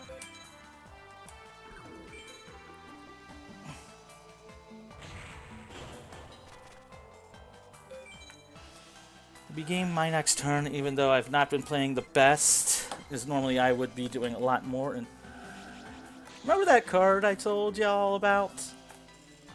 If my card wasn't in having such a low defense, Joey would have used its effect, which lets him flip a coin and essentially try for something. Crap, did I put Offerings to the Doomed in my deck?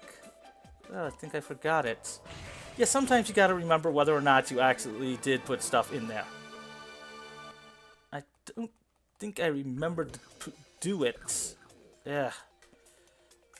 I'll know if I draw it, but that means I'll just have to do a quick check later on. Graceful Dice, Eternal Rest. Yeah, I forgot to take out Eternal Rest. Sometimes you forget stuff, sometimes you don't. Eternal Rest, Harpy's Brother, Graceful Dice there, set that there. Harpy's Brother out, leads for most of his stuff. The roll of the die, from, even though Graceful Dice is random, okay, it's a thing on it, but I'll roll it, see if the game is nice. 2k, off by 100. With that, I had like a 4-6 to be able to clear it. Okay, Dark Elf. Get Dark Elf because now almost every monster will be in defense. That cost you 1,000. Again, you can't mash too fast. And with the early days collection, you have to deal with it's on the Switch. It's a Switch 1 cartridge versus playing on a NSO, basically playing on a Switch 2. Okay, defense, good there. Reinforcements there. Set that. Okay. Summon Darkfire Soldier. I will lead first with Darkfire Soldier, since I would have to pay 2,000 life points to attack with Dark Elf. Spear Dragon. Okay, good. Also, Spear Dragon's effect would put it into defense anyway, but we use Spear Dragon ourselves later on for something that we get in a tiny bit, but I won't spoil. Okay. Well, that will...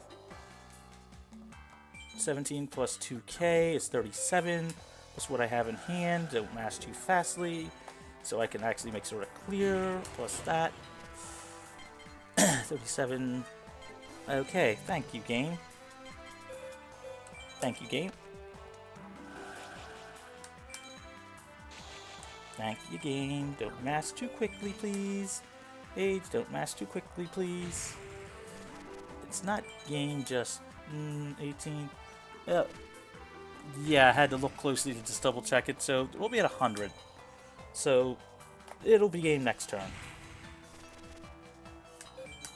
Not the cleanest, but... I mean, I'll be behind going into some of the stuff, but... And I do want to check something to make sure I did put something in the deck. I'll throw out Sangan just to be safe. After all, it is a marathon. I'll attack there, and then see from there, because now nothing will stop me on that one there. That's why I played it safe, because if it had been a Penguin Soldier, we would have still cleared. But, yeah, you just gotta play it safe sometimes. Now, we also take Joey on week 3 to basically decimate little Yugi coming up. And I need to check something quick.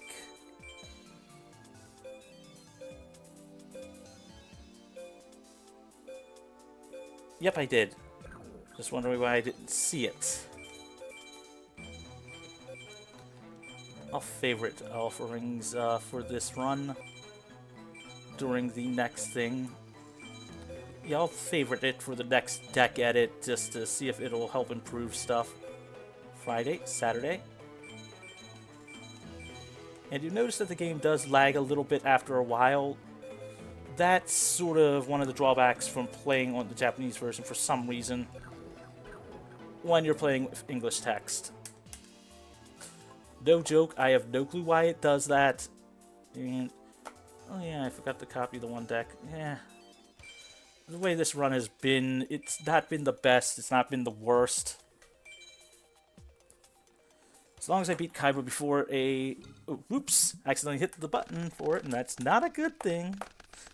That is definitely not a good thing. Reload, Graceful Dice, okay. No, I don't want to reload my hand. We use reload for something else to see more cards later on. Graceful Dice, Widespread Ruin, okay. I'll set the reload so I don't have to deal with that stuff. Keki Break, Widespread. I'll leave that there, and I'll set that. Yugi does have some things to, make his deck really annoying. But some of his stuff he does not have as well. Okay, Sakuretsu armor. Let's flip summon that. Trap hole or not? Not trap hole. Will attack. Could be magic cylinder, which we will take damage from that. Not penguin soldier. Okay, no. No, we're good there. He'll bounce it, but we didn't summon a monster, so we don't have to worry. Main 2. Use the L button to quickly summon through something. Yeah, actually I didn't set that there. Widespread if it's 7 tools. Okay, swords. Okay, that there. Summon Gearfried. And actually, I will timing the Rikeki break. Not yet. I'd love to, but I'm thinking ahead.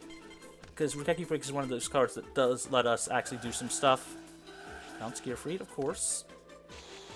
Not attacking. Rikeki break does act as backward removal. But we don't want to use it just yet. And I could Graceful Dice here. I'm going to try to lead out a spell or a trap. Last turn for Swords of Revealing Light. Okay. I will Graceful Dice here to see about leading out something. Okay, good for me. So I was hoping it was that. Mahavila, that will really help. I'll lead the Fissure now. No. Anything else? Nope. We may not have been able to attack there, but what this is allowing me to do is to set up something amazing for the follow-up. Okay, Island Turtle. Widespread Ruined. I'll leave the Monster Reborn since he does not have Mirror Force. I'll take his Penguin Soldier. No. I'll summon that and attack. Go out Island Turtle in attack position. Activate the Malevolent Nuzzler on Mahavilo. One of the real benefits to Mahavilo and why I was annoyed with not seeing it as much is because its effect lets me get an extra 500 attack points. An extra 500 attack to anything that I have equipped to it. Okay, and now you see that there. Okay. Meteor Bug. God. Oh, now I just lost Mahavilo. No. I'll lose it, but I will pay the 500 to put that on top. Not used to having a lot of the stuff at the same time on it, but with the removal that I've got now, I will immediately be able to follow up that with killing things. Graceful Charity, draw 3, discard 2. You may wonder why I didn't pick up Graceful Charity early. That's because we want it, but when we go to the shop, it is actually on the ban list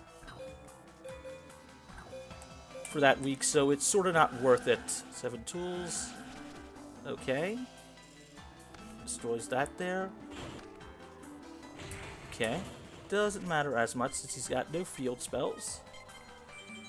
Well, that field spells. Yeah. I am thinking very horribly right now. No. Thank you, Gabe. We'll leave the Widespread Ruin as a backup for the next play. Rikeki Break lets us discard to destroy anything on the field, but we don't want to use that just yet, as we need a card in hand. Okay.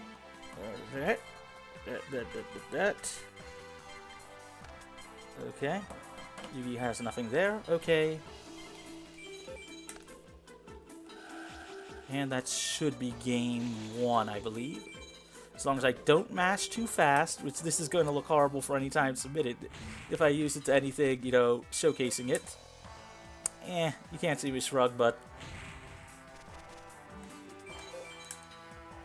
So, you said you've seen at least some of the anime. How far did you see up? Yeah. I don't know. Just some episodes. Random, or So was there? not really I'd actually recommend seeing it. much. I'd recommend seeing it or looking up the original attempt at the anime from, like, I think it was 1998 with Toei. Let's just put it this way. So, you'd think this is a cute game all about trading cards. Well, the best way to describe the original anime... let's put it this way. In the original manga. In the, second episode, Yugi basically sets someone on fire because of them trying to kill someone else with a gun. Mentally.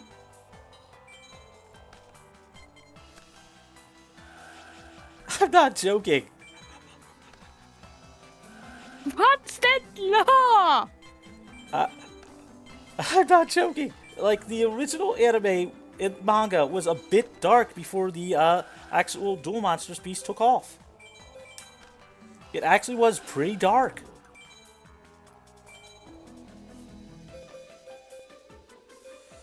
It's asking me for reload. I'll set that there. I'll set that there. I'll attack those Sangens, the other card in hand. Like, highly recommend looking up on YouTube Yu-Gi-Oh! Season 0. It's, what fans lovingly call that. But, yeah, Yu-Gi-Oh! Was actually pretty dark. Okay, reload, gravity axe squirrel. I'll have to... Yeah, just if I cast is going to be a pain. The Sangen takes that there. Looking at 30 points of damage. What I've got in hand is... no, I don't want to chain it. Yes, I'll do that there. So I can't remember what it was. Off the top of my head, the game does not, unlike the actual TCG, let me look at my hand.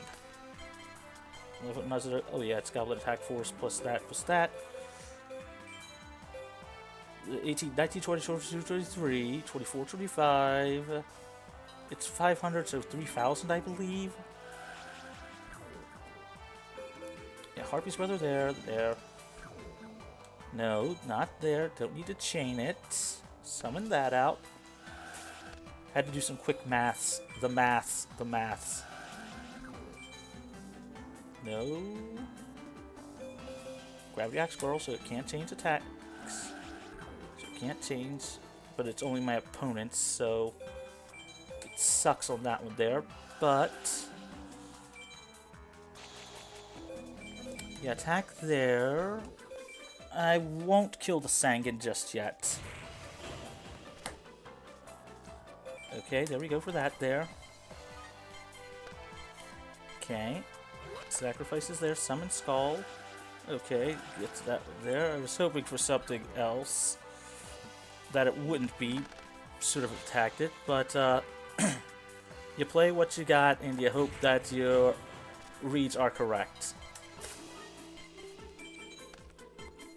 Nuzzler. Let's see, yeah, I can hold off on the Malevolent Nuzzler. Next turn I will shuffle it back. Can't remember if he got Penguin Soldier back or not. Here's opening. Well, if he gets it back, he's got to deal with it, but Sangen there. Yeah, I can't remember if it was or wasn't Penguin Soldier here, so I'm going to just play it safe. Attack here. Okay, Cylinder there. You to me. Main 2. I'll set Sangen, have that go there. Keep the Malevolent Nuzzler in hand. Be able to take a Penguin Soldier back and hopefully win from there. Okay. His brother, yes. Summon that out. Now, the reason why I'm holding off on a Malevolent Nuzzler is so I can protect myself from a few things. Okay, game. You're gonna troll. No. Low on life points. I will pay the 5.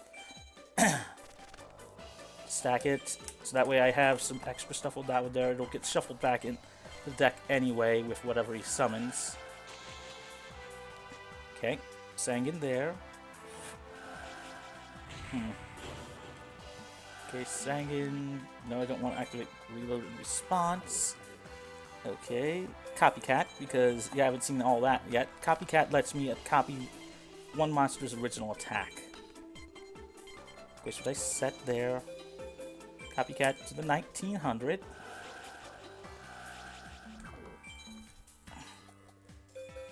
Malevolent Nuzzler.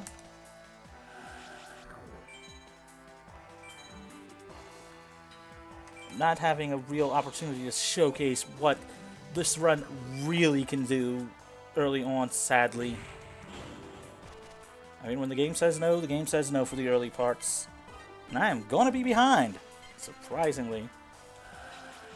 Just the way this has been, I am going to have one of those I am pissed off revenge type runs after this.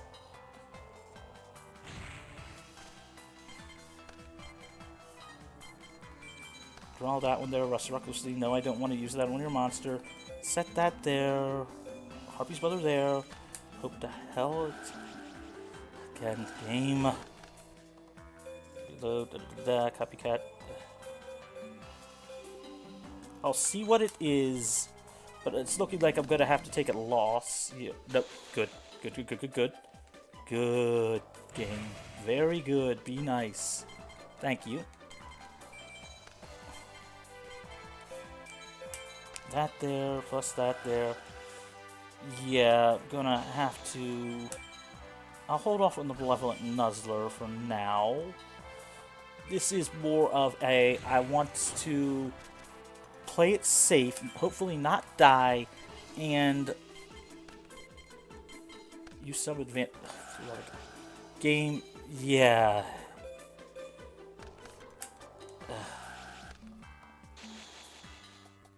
I have a shot.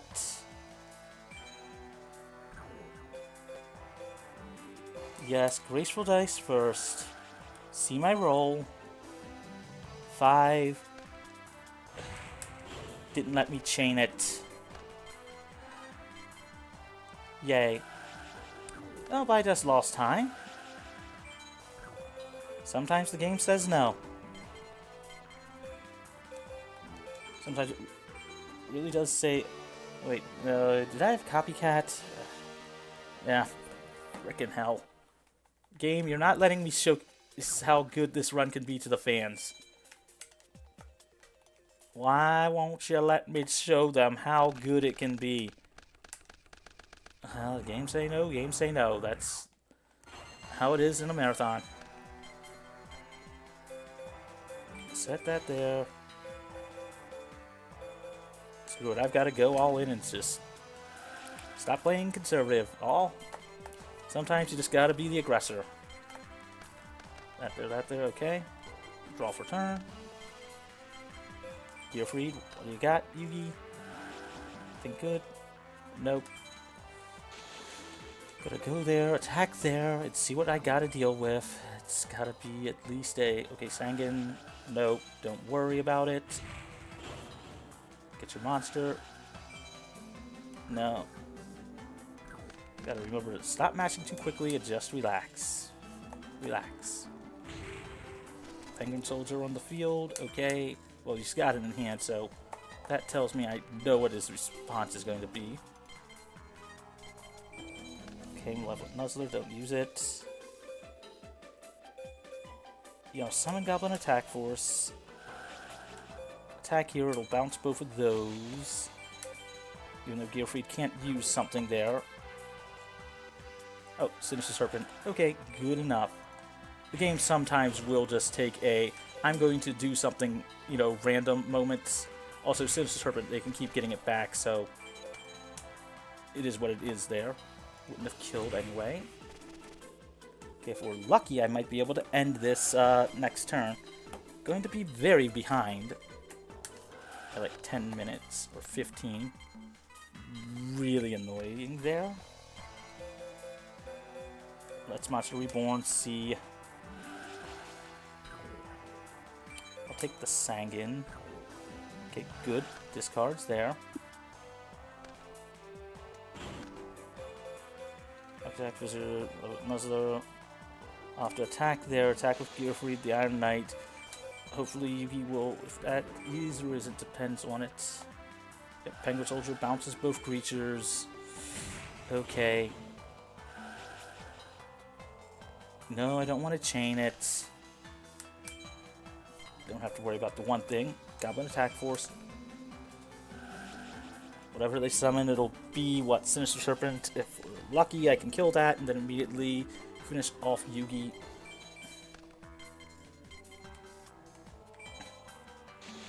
Again, games sometimes just want to say no.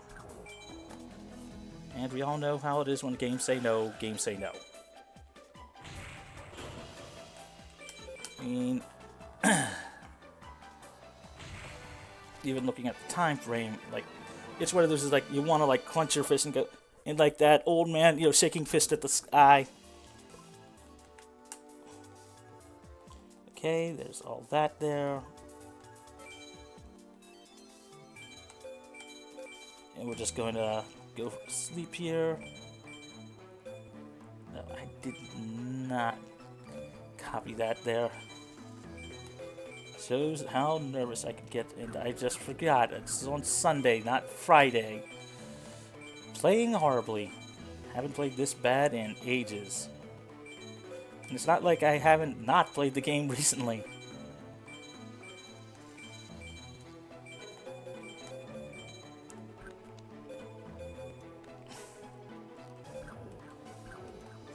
It's Kaiba on that one there, down there. 47. Hopefully I will get a quick Kaiba and be able to start doing what I'd like to be able to start showing y'all. As we don't have as much removal as I would like. And, well, it's still doable. Considering my thing on that one there, lost most of the actual time on that one.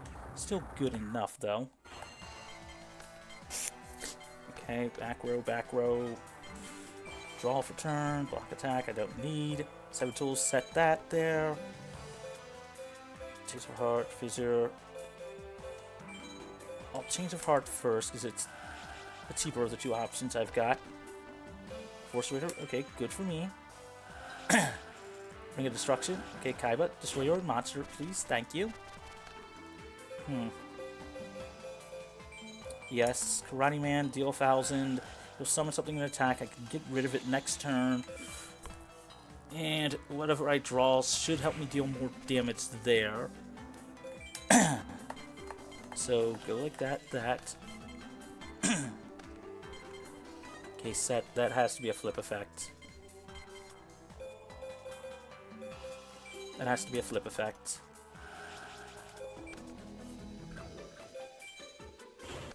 Yep, I don't even need to check it to know that that was a flip effect. 27... Yeah, 27 plus 17... 40 something. With the fissure in hand, that'll help me there. 2400. Any creature will hopefully do it. Oh goody, his hand is bricked. Good. Good game. Being kind right now. For all that removal, it should have been kicking in sooner than this, but...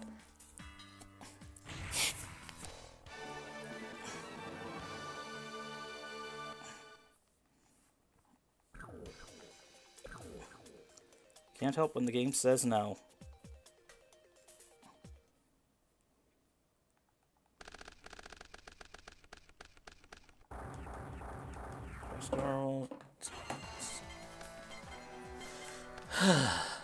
As I said, you can't help when the games say no. Burst out there, Sakuretsu there. 7 tools there. It tells me summon that. Hopefully it's not. It's not. Sakuretsu 7 tools. Geki break. As much as I don't want to turn, it's probably smarter to do that there. Okay.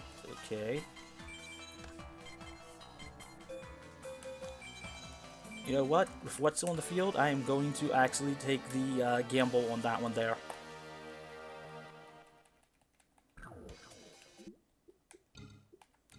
Again, gonna take the safety save.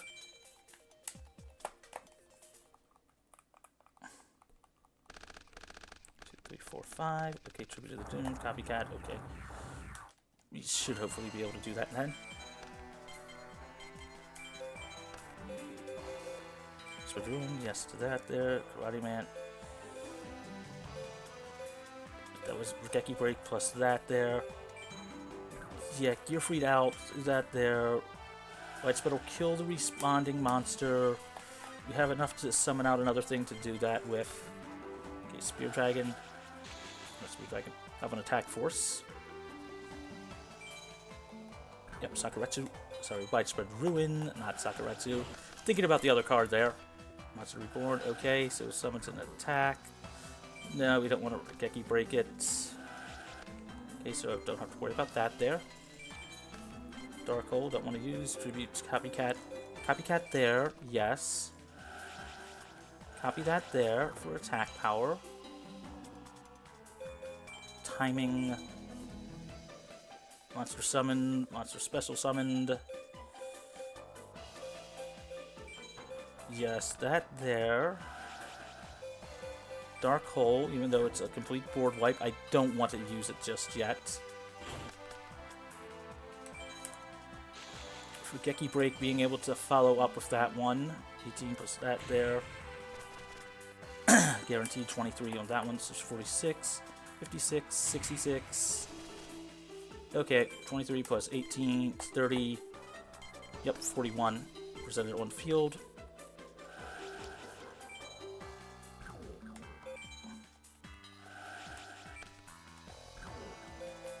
There we go. Thank God. Worst KC Cup in ages.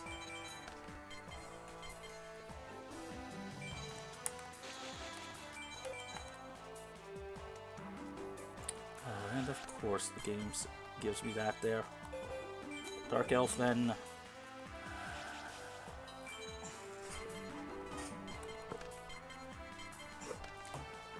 Worst KC Cup I've had in ages. 100 game. Just give me a monster to win this, please. Or removal. Level Nuzzler, 3k. I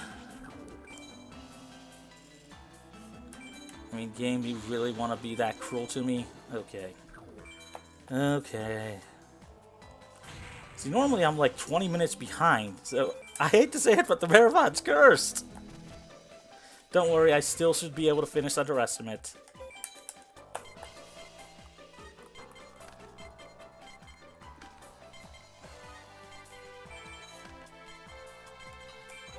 Just in case, because the game's been that trolly to me.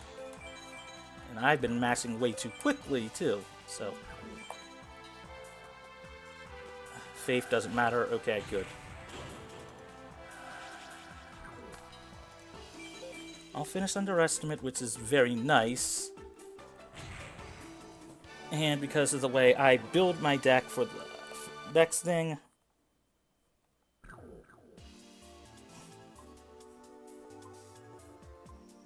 We finally won. Okay, and now I need to concentrate for about 5 minutes. As I've got a lot of deck building to do. Dodge Joey. Get that there. Get that there. Buy the packs. Thank God! But this guidebook thing will not be that bad. 79.57. 79.57. 14.49.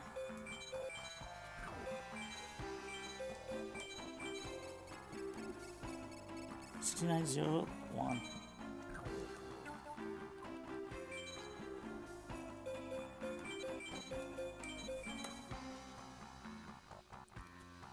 $59.63.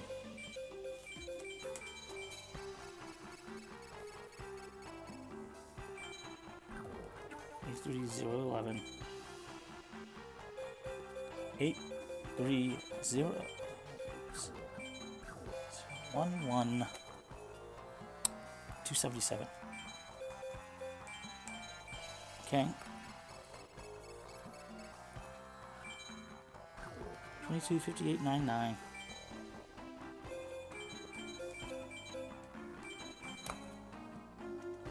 One eight.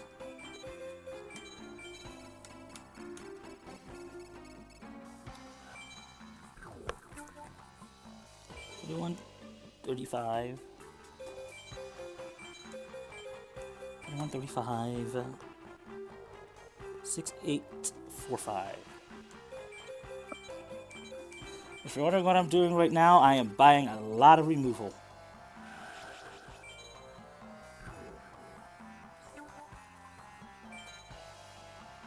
Okay. 710444.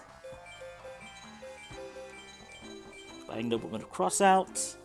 Essentially lets me destroy face down monsters. 0757. Because we finally get to screw the rules, we have money. 2887. Okay. Warrior Lady. 37043.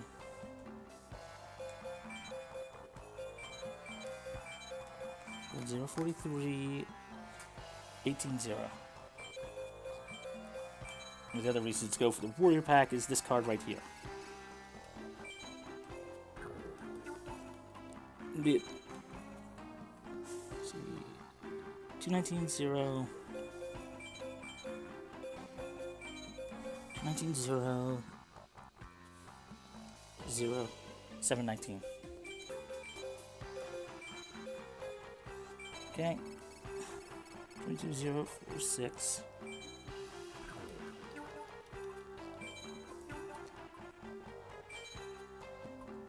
Hit the wrong button again.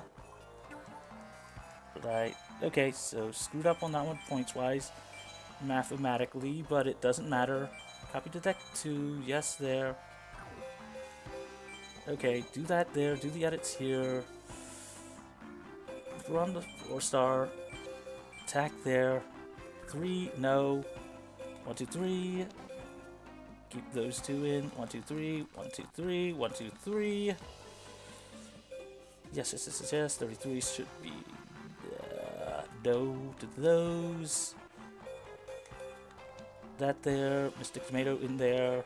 Vegetable Warrior there. Island Trolls can come out there. Favorite Sanguine.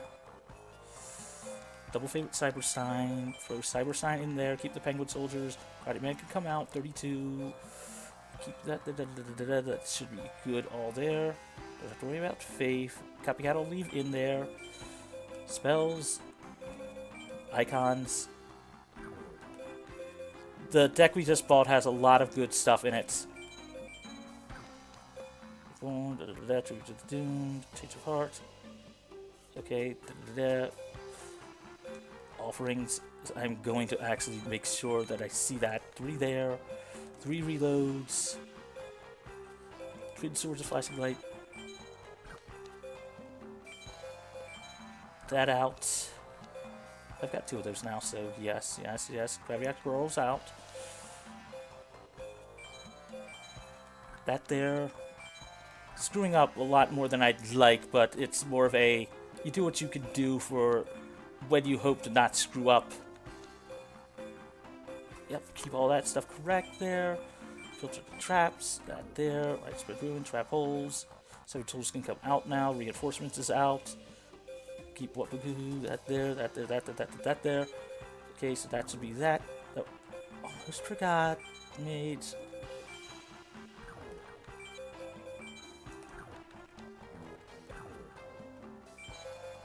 Copy 4. This is what happens when you mass too fast. 5. 6. That there. Clear. Yes.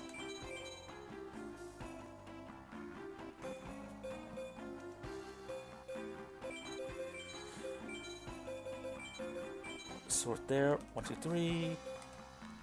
1, 2. 1 there. 2. 1, 2, 3. 1, 2, 3. Pretty lady. Actually, I will favorite tomato this time. Just to guarantee the possible options of that one. Dimensional Warrior, Sanguine, Cyberstein. And I'll toss in the Penguin Soldiers just to be safe. And Copycat to give me that one there. Actually, do I have all the stuff there? No, I don't have those two. 1, 2, Graceful. That's Reborn, because I've already got to go through here anyway. Tribute. Change. Good swords. All 3 reloads. All 3 of those. Those. Acid Widespread. Trap Hole. Ring of Destruction. 1 Wobble Coup. 1, 2, 3. Yep. Oh, yeah, forgot. 1 last. Fusion. Yes, that there. Copy that to 2. Yes. Thank God. There's all that done. So what I basically just did there was rebuild an entire new deck with the cards we just bought using that KC special deck, because essentially what happened is Mr. Seto Kaiba, getting pissed off that he lost, decided to throw his deck in the trash, basically. And Yugi's grandpa saw that, was like, I think I could sell that. Picks it up out of the trash, throws it up, dusts it off, throws it in a box, puts it on a shelf. The very day we win the KC Cup. And we go buy that. And now we're going to start what is known as the limited tournament section. A 7 1-on-1 duel set that is, well, a 7 best of 1 with limitations on certain things that we can play monster-wise. And the reason why I copied the stuff is to basically make it a bit easier for me to not have to edit as much. Double check, 42, yep. And what I have now added in the deck is what is known as Cyberstein, the Cyberstein OTK combo.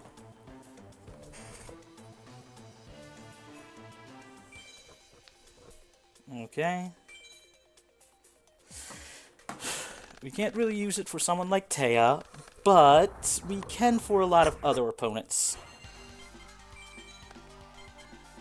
So we're gonna lead Spear Dragon. We got a whole bunch of new, very good cards. As the trap hole set to that there. Timing I want for when they summon. Well, when they set face down, I want to set Offerings to the Doomed. And say go. Offerings will be very useful for the following turn. Ipsy set. Nope, doesn't set. So good there. Attack. I will Sakuretsu armor this. See, 9 times out of 10 with those quick play packs, it's only got 6 commons.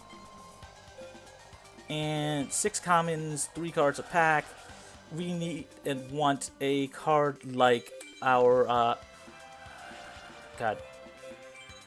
What's the card? Oh yeah. Offerings to the Doomed. And because it's a little harder to get a hold of, but it's like, you saw how many packs we bought for it.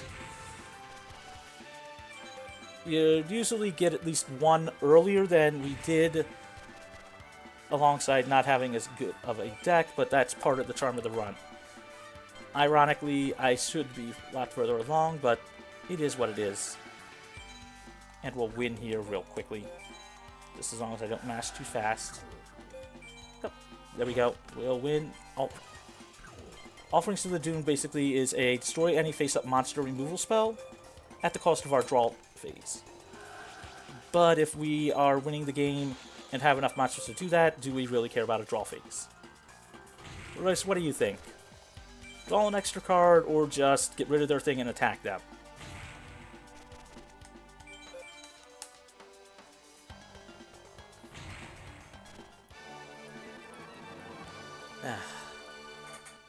Oh, we won the first of it. I am legitimately, like, so far behind, I'm not even joking. But this is also why we lose our equips for the next one. Which is a huge detriment in the old route. But for us, not really.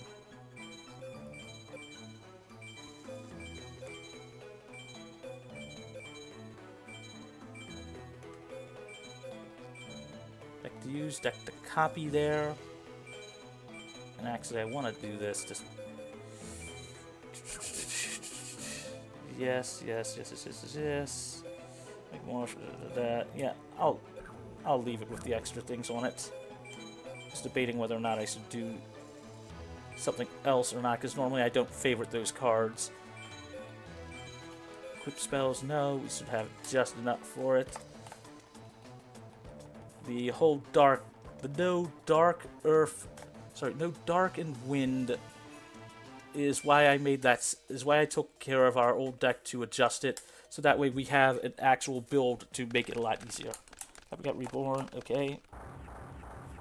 Okay. Sangin. Lust Dragon number 2. I'll steal his one creature. Change of heart. Attack there, and it should be game. Oh, Giant Oak.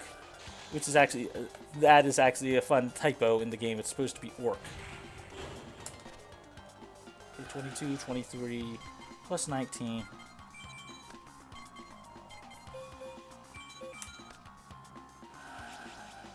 The one nice thing about Tristan is he has no actual effects in, no actual spell and traps in his deck.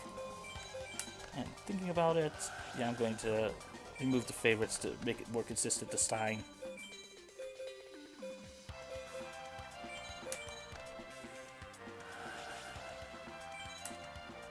Axeline, 23, 23, 23. That'll be 69. Not worth it either, and that'll stay in defense. Yeah, and Copycat will steal the attack points of whatever else he summons on that one there, so yeah. Force defense, that can't return itself on that. Yeah. It'll summon out, but okay, 19 attacks, Panther Warrior. Oh yeah, Giant Oak is, that's gonna be annoying. Stein. Please give me Cyberstein, please. That will help big time. Or that works, that'll kill, and I can just straight off the back post this. I am going to... no, Copycat wouldn't have helped either, this will kill. Well, it won't kill, but it's next turn, and the game is legitimately being cruel to me right now.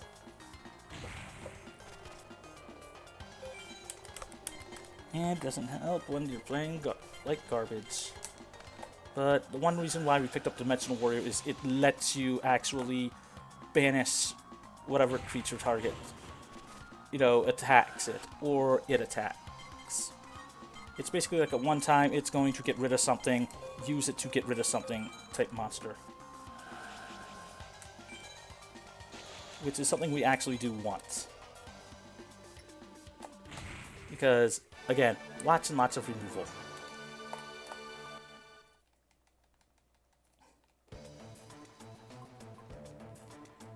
And now with that, yeah, I'll hold off on that there. Sorry, thinking out loud again. I want to do this quick. Edits. Favorites. Stein. Where's the others? Change of heart. Roku. Yeah. That out. Yeah. Yeah, do those there. But I have it on favorites here. Copy that to 2. That be the deck to use for next time. Now we have a no darks, which if you've paid attention, we are using a lot of dark monsters.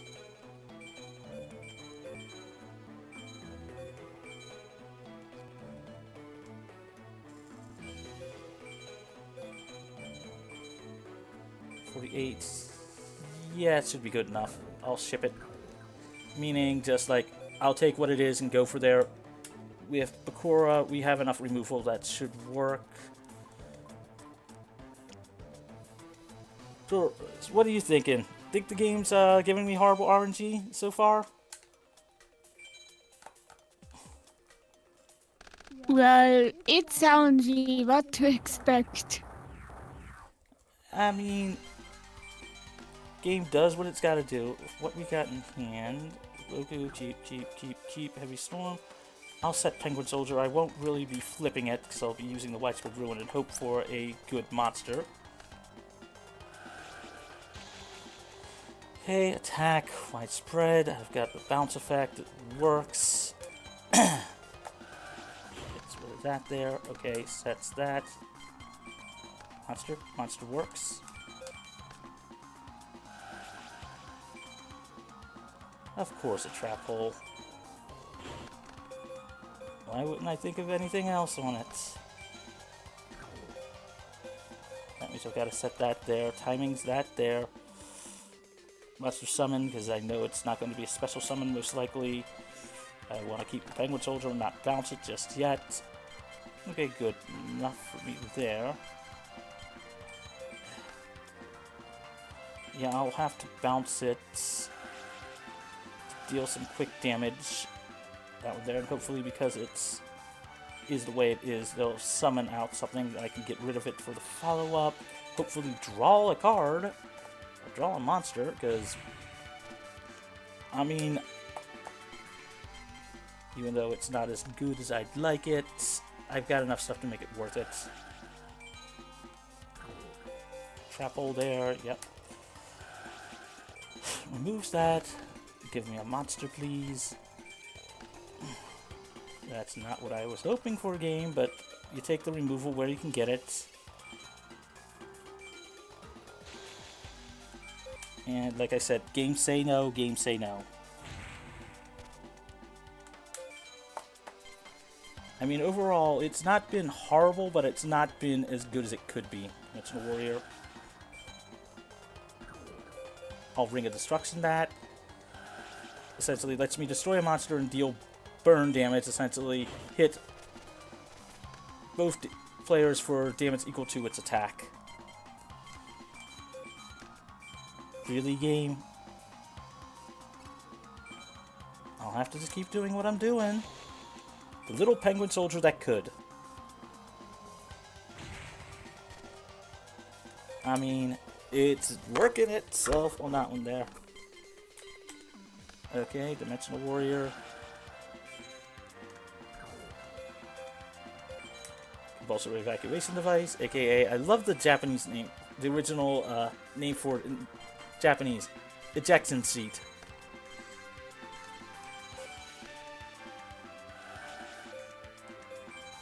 Now, what I've got, I will set that up for that there. Attack here, yeah.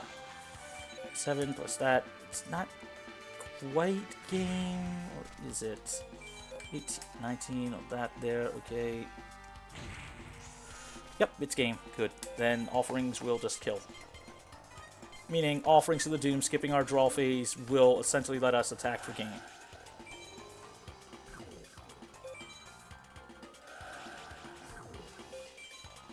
Nope.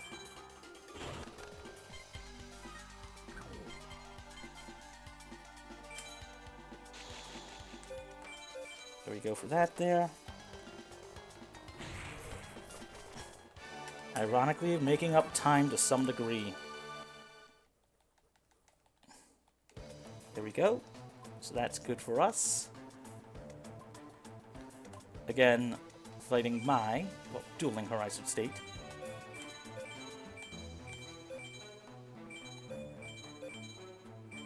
Monday, Tuesday, Wednesday. Right now, we now actually have what is essentially going to become our endgame deck. Although it's not what we're using right now.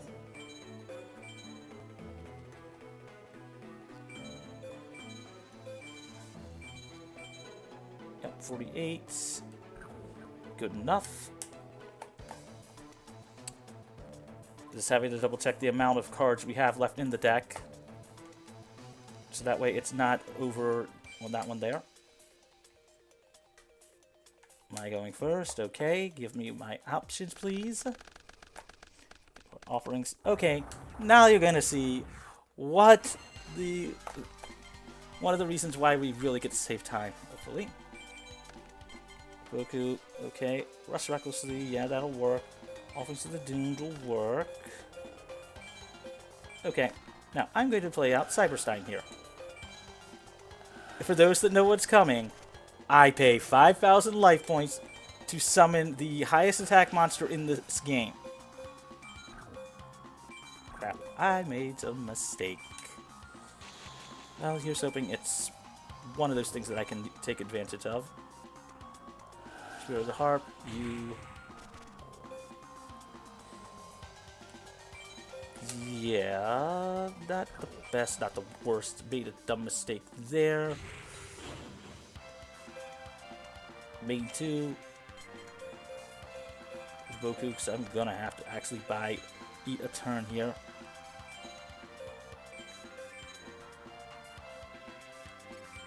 For setting my offerings to the Doomed instead of keeping it out. Well, I shouldn't say out, but that there, yes. 14 to there. All offerings to the Doomed, give up my draw phase. Get rid of that there. Summon, kill.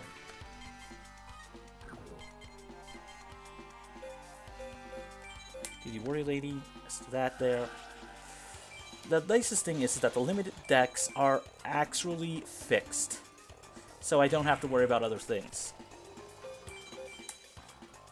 So all I have to do is use Blue Eyes Ultimate Dragon here. And that was one of the reasons why I Megamorph. However, having to buy a lot of extra packs for guaranteeing that I get my offerings to the Doomed, I was not able to guarantee that I would have enough for a second copy of Megamorph. No. I know it. Okay, good there. I'll play it safe just in case. Even though she shouldn't be able to do anything. Because she'll kill... Because of her monster effect, she'll immediately remove monsters. That's one of the other reasons why we picked up DD Warrior Lady earlier. Stein we don't need. Enter battle phase. Okay, DD Warrior Lady, you get to take the kill instead of Blue Eyes Ultimate. As, again, we just want to attack as quick as possible. Now, it should be no traps. Yep, no traps with Joey Wheeler. And now what we're going to do is do the following. Whoops, I messed up the menuing there. And my bad. Not thinking. 2, 3, 4. So, we're going to do this.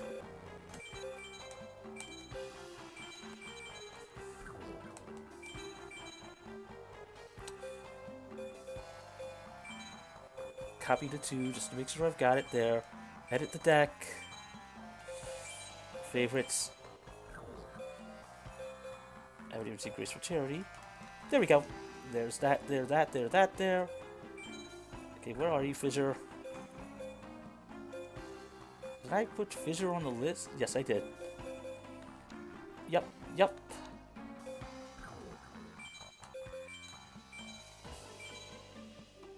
Okay, yes, there's that. Use that there. And now we just picked up 3 Tributes to the Doomed. Because Tribute to the Doomed has a very good ability, as you all have seen so far, of being able to get rid of face downs. And we want that ability now. Although we'll lose our traps for this one.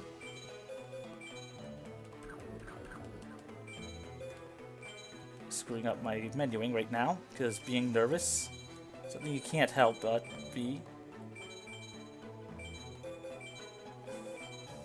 Think about it. Make a morph. Oh crap, I forgot to put that back in. Well, that's no wonder I wasn't seeing that there.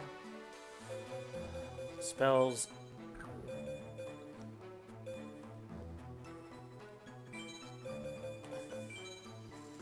No, mates, don't screw up your menuing. Hello, where is it? Rest recklessly. I'll just toss some graceful dice. That'll work for the deck. I forgot to put back in Megamorph. Surprisingly, making dumb mistakes. But again, nervousness.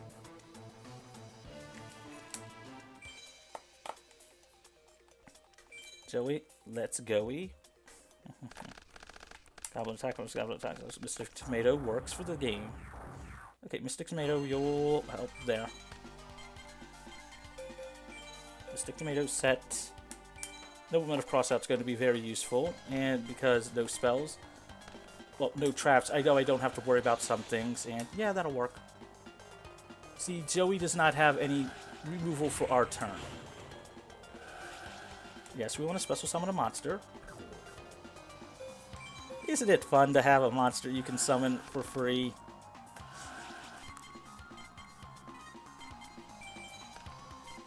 No, we don't want to use that there. However, we will set it. Timing. Monster summoned. Goblin attack force. Again, I pay 5,000 life points. What do you think of the idea for the end? Which idea? I said, what do you think of the idea for what I'm doing at the end? Paying 5,000 life points for something that could basically two-shot an opponent. Think that's useful in a speedrun? Yeah. I mean, the other option is essentially still playing a lot of equipped monsters to, you know, actually balance using this and make it a bit, you know, like, okay, you don't have to pay the 5,000. But for me, I'm like, or I could just guarantee that I can set this up a lot faster. And in my opinion, I think that's probably the better option. At least as far as my thoughts on it. And now we just took out Joey Wheeler.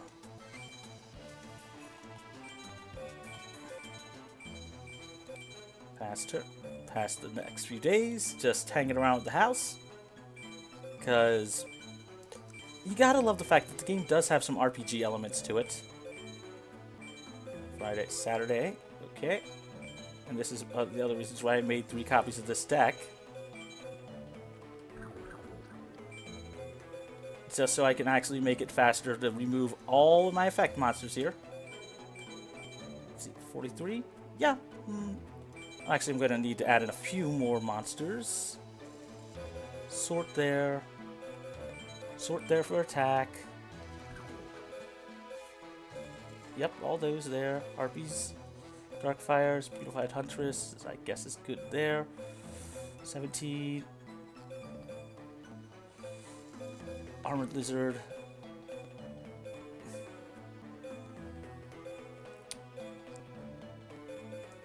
Highland Turtle there.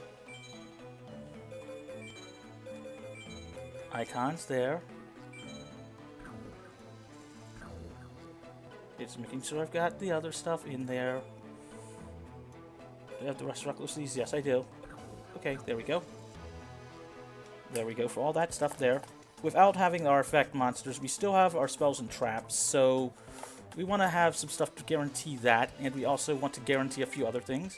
Although I didn't... Yeah, the Fissures will work versus Tribute to the Doomed. It's one of those, like, you'd have to re-edit some of the stuff, and you can't really do some of the stuff perfectly as far as order goes, so you just do what you can do.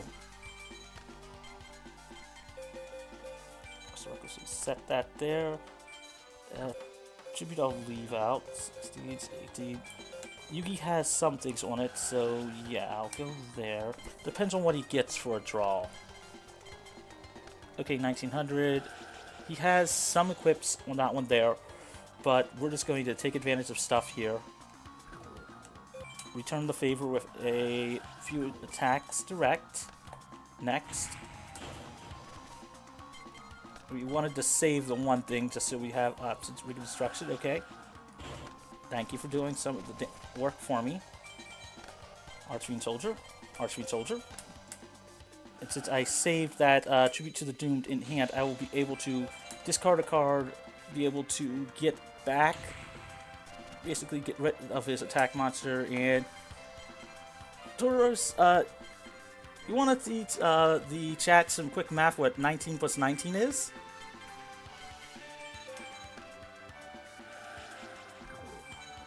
$38. And they're at 3,700 life points. So, immediately gets the kill. I had change of heart versus the other thing, and the reason why I flipped it was to just see if I could just not have to summon a monster. But, there we go.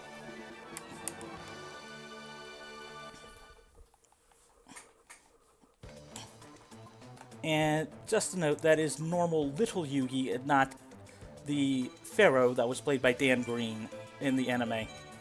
Fun fact, it's rumored that Dan Green got his start in voice acting by considering the company that owned the right for Yu-Gi-Oh! Was called 4Kids Entertainment. It's the same people that did the stuff for the Pokemon anime.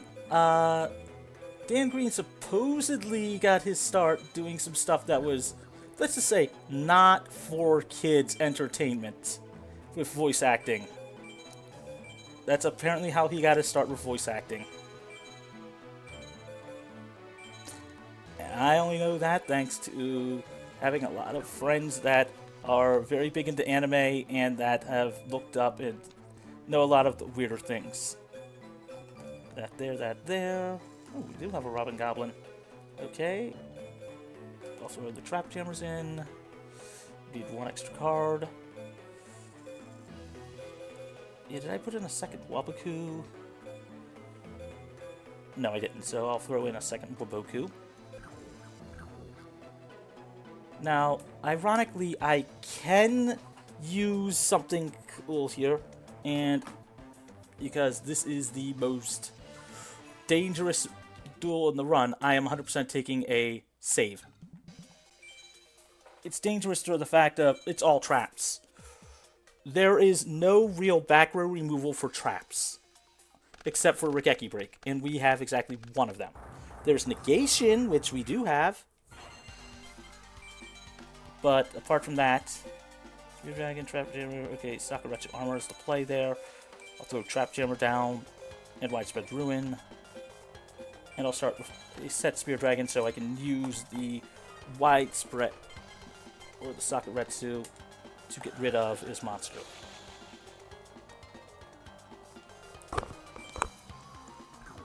Sakuretsu Armor. That will kill. That will kill pretty nicely. 2 back row from Kaiba. Draw for turn. Trap Hole will be the response for it. Throw Negate Attack out. I'll flip up Spear Dragon now. As we took some stuff to not, we basically avoided some of the actual board wipe effects. Widespread Ruin. Yes. No. We're not going to let you destroy one of them. Trap Jammer. Okay, 7 tools. So we're ironically going to lose one of them anyway. Okay, leaving that there. Okay, the Widespread Ruin will get rid of his follow-up. We'll deal 19 there. We can still draw a card on top, so we'll have a monster on the field to be able to respond to it. Add Dog of Darkness. And also having Trap Hole means I can just get rid of it now and still keep removal. Go on, Cyberstein. Goblin Attack Force, good enough. See, if I had top deck Cyberstein, I would have immediately won the game. That's one of the reasons why I have it favorited. As the game does act up a little weird, as I said before, with how it handles certain things. 32 plus that. 900. Yay! We won all! We got through the hardest challenge in the run! Yeah. See, the problem with this one is there's no back row removal. Kaiba does have some abilities to actually stop us from attacking and getting rid of, like, a lot of his monsters. we can chew through a lot of it, but the problem is that he also has widespread ruins of his own. He's the only... Well, him and Yugi are the smartest duelists to actually include those. And now we finally get through the limited. Ironically, this actually isn't that bad of a time. It took me getting good luck with the limited, but, and also now that I've got all that stuff there, I want to do one other thing. Say hi to Grandpa. No, we don't need the Exodia collection. We're gonna go down here. Also, the more cards we have, the laggier the game gets to some degree with whenever we sort stuff, but we're looking for exactly one card. This deck here. Edit the deck. I'll sort it. Widespread Ruin, Acid Trap Hole, da-da-da-da-da, Graceful, that there, that there. Did we pull it? Twin Swords of Passing Light. Yes, we did. Yes, we did. So now we're good there. Copy that to 2. Yes, we want to keep that there. So now we are going into the last tournament. I will be waiting 2 weeks at the house. And if you noticed why I picked up a bunch of compulsory evacuation devices, well, it's essentially 4 matches. And 3 of the opponents are, well, NPCs, not named characters. So, yeah. And quickly double check to make sure I was not stupid and miscounted my things. Text. Is this for weekend? Weekend. Okay, good. Then I know that the next tournament is for the actual... is basically regionals. Because yes, we have to go for regionals to get the nationals to win. And I'll just take Thursday. It's that one there. Should be walking the other way, but it's something that I am used to not doing, so... And it's like a second difference. Which, yes, I know in a speedrun does matter. Now we need to edit out the deck. Remove Regeki. Walk through the door, go to the preliminaries. Again, not gonna be the best, not gonna be the worst. If we get really lucky, we're not gonna get a sub 250, but we should at least get something, you know, that's reasonable. 2, 3, 4, 5, tribute. Okay, we have a hand. We have a hand that works.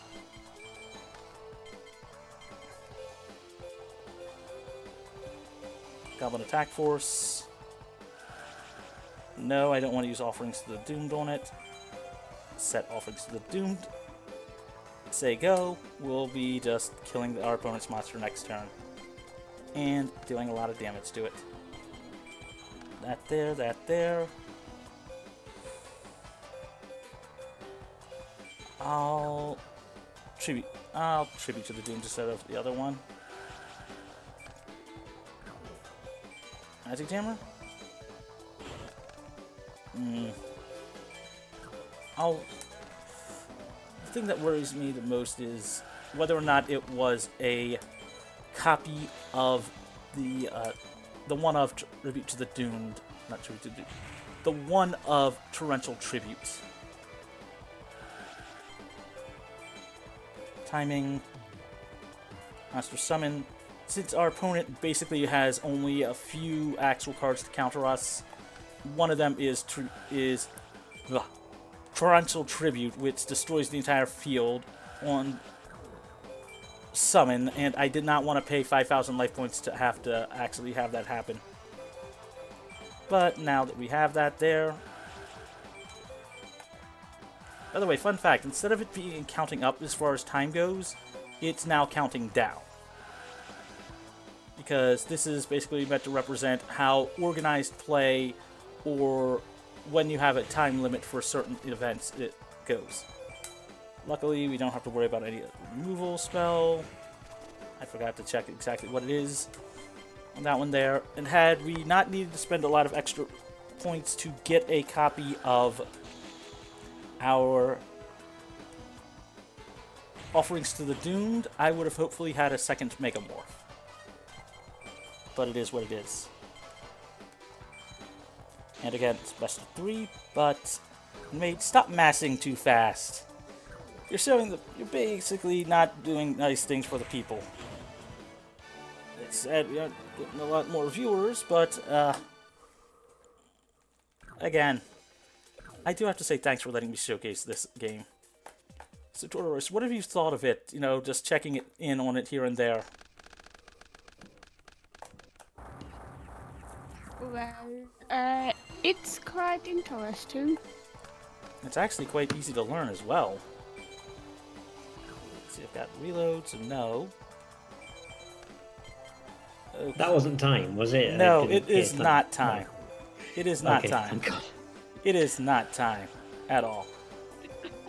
Thank Christ for that. I was thinking, so hang on a minute, we've got 40 minutes to... No. No. I was just asking what you thought of the run so far. It's looking alright, I think. Damien's been watching it as well. I haven't really been keeping too much track, because I was making food and then I went for a shower, so I've been glancing every now and again. It's one of those games that's just like, you... Also, just to be aware, I will be away for 10 minutes now. Okay. Oh, yeah, to do level engine sound checks, that's fine. I mean, it's a run that's just like, it's got a lot of, you know, free form on it. Even if I, you know, you saw, like, when I legitimately was getting like 20 minutes behind, like, yeah, like going into the limited tournament, I should have been on like my third or like my fourth opponent. But it's like, heart of the cards.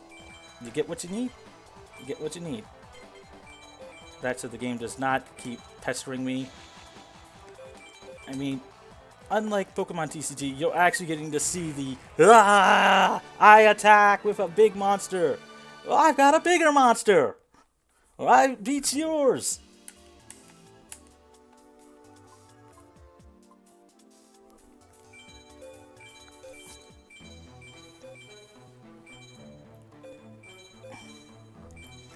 And like, not having a good, you know, early game can be made up for having like a great late game. It's going to be a lot harder to do, but it's still manageable. And now what we're going to do here, remove our banned cards, walk out to the preliminaries, and having at least three Tribute to the Dooms, 3 Offerings to the Doomed, and 3 compulsory evacuation devices on top of everything else like that means I can control the game. I have the ability to draw what I need with reload. I have a giant arse attack monster. And just like this, I can immediately start doing some fun things. Reload. What's the other option? Offering and offering. I'll set offering. And I'm reloading the hand. Which basically shuffles our hand back in, shuffles the deck, and we see what we get. And hey, what do you know? I pulled a combo. So what this means is I have Twin Swords of Flashing Light plus Cyberstein. Twin Swords of Flashing Light is a limited card. Because this game actually, you know, tries to limit the amount of double attacking monsters you have access to. You do earlier as a follow-up? Okay. Let's start with Offerings to the Doomed. Okay, yes, yes. Summon Cyberstein. Torrential. Torrential. Okay. Then I'm gonna have to... This was game 1. Yeah, just game 1, so... Yep. I can still go through all the stuff for it. It's just annoying that if I lose, I will... If it was game 2, I would have accidentally used the rewind function to undo that, but... We got a game to give. We've now given said game. And finally, see the Grace for Charity. See, because we can't afford actual multiple copies of some stuff without doing what I did earlier, which was throw a lot of money at the problem, and we don't have a lot of money early on. Archfiend Soldier. Luster Dragon number 2. I'll set the reload so it doesn't keep asking me that one. I'll set offerings. I'll set compulse. Timing for the compulse, monster summon. Timing for the offerings, monster summoned. I'll do that there. Yes, this plays around torrential tribute, just in case. I have 2 face downs that help on that one there. There's no Regeki. Okay.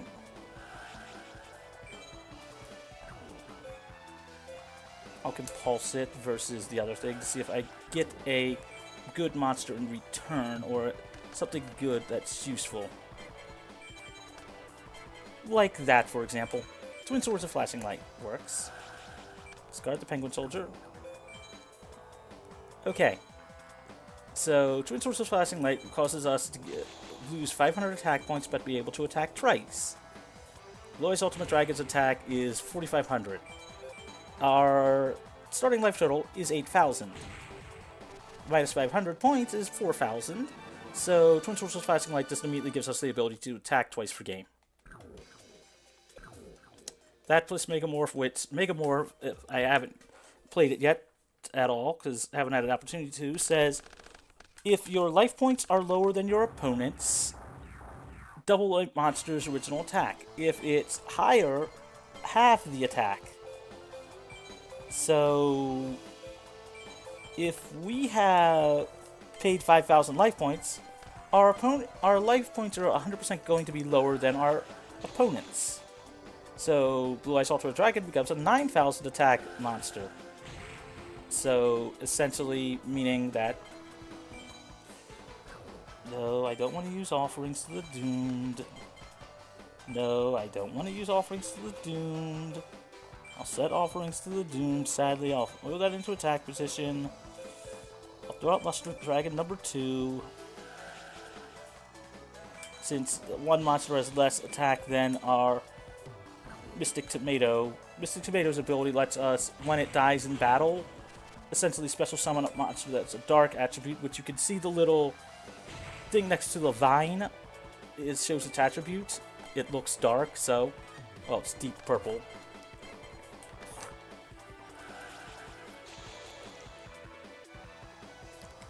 And because Cyberstein's attack is also dark. Attribute is also dark. No, we don't want to chain. We want a special summon. We can immediately get to Cyberstein. So having access to a big giant monster is, well, good. Oh, and we would have also drawn it, so either way, all good. The Warrior Lady, discard that there.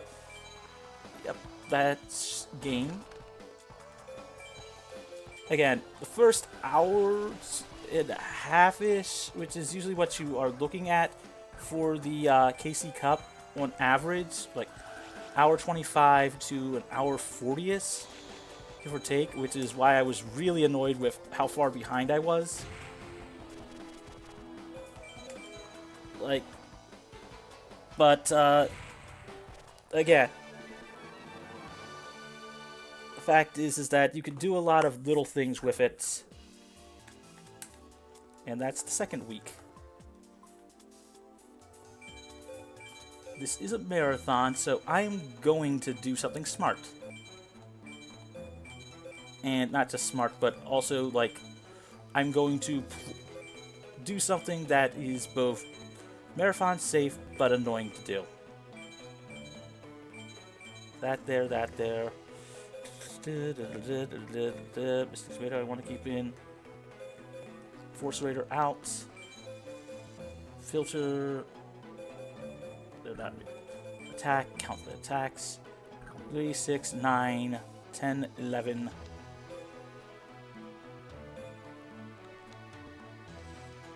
Yeah, 3, 6, 9, 10.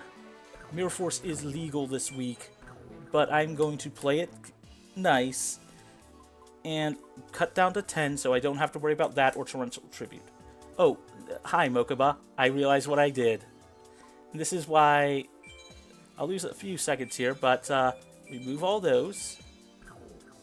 Okay, and now I know why it's not there, because I've got less than 40 now. Edit deck. So we're setting it up to 2. Okay, let's just go like this. Baby dragon, that'll work. Gets us to 40. Tiny bit of time loss, but not the worst.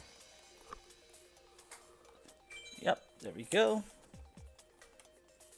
A second there, thought I was in the going from game 1 to 2, which is when you could sideboard, aka side deck, aka it's the set games 1, 2, and 3, so you can actually use whatever you got from your deck to see about getting other stuff.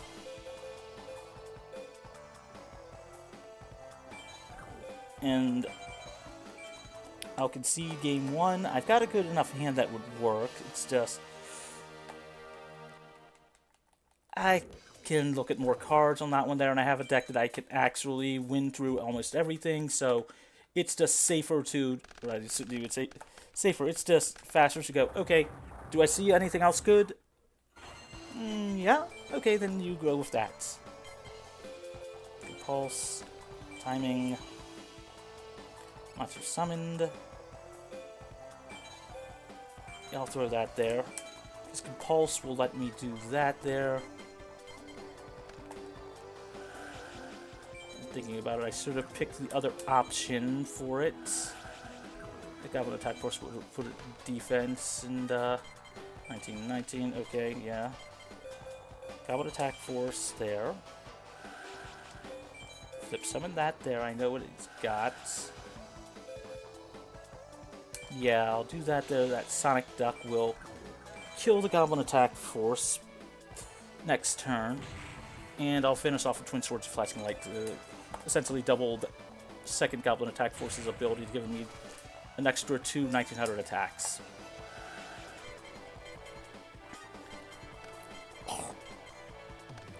Now I haven't really made as many jokes as I could, but it's also kind of hard here and there. But it really is a chill speedrun.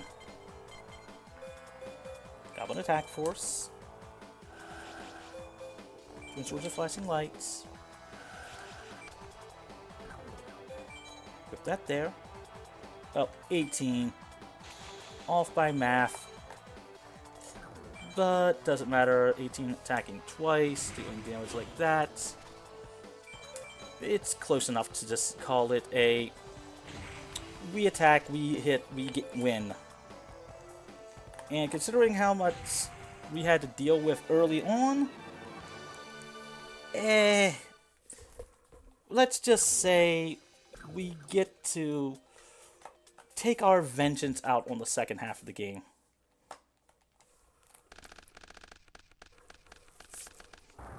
Reload offerings. Okay, let's see here. No, we don't want to reload it. Don't want to reload it.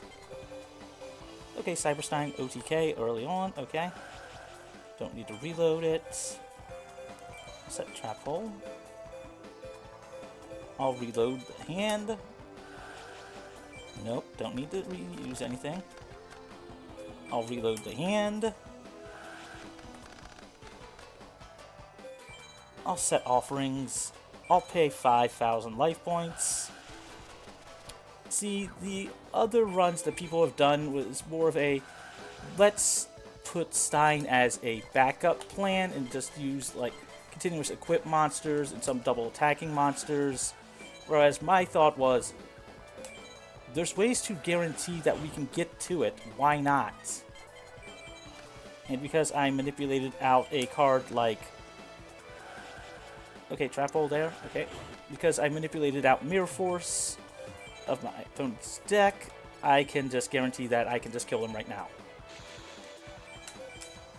Instead of having to draw cards, attack through stuff like that, you know, grind game on some stuff, I'm just going to just say, no, you don't get to play the game. You will have no monsters. Especially on enemies and opponents where I can just take advantage of things. Like this. Just don't mash too quickly, mage. You don't want to get rid of your good high-powered monster.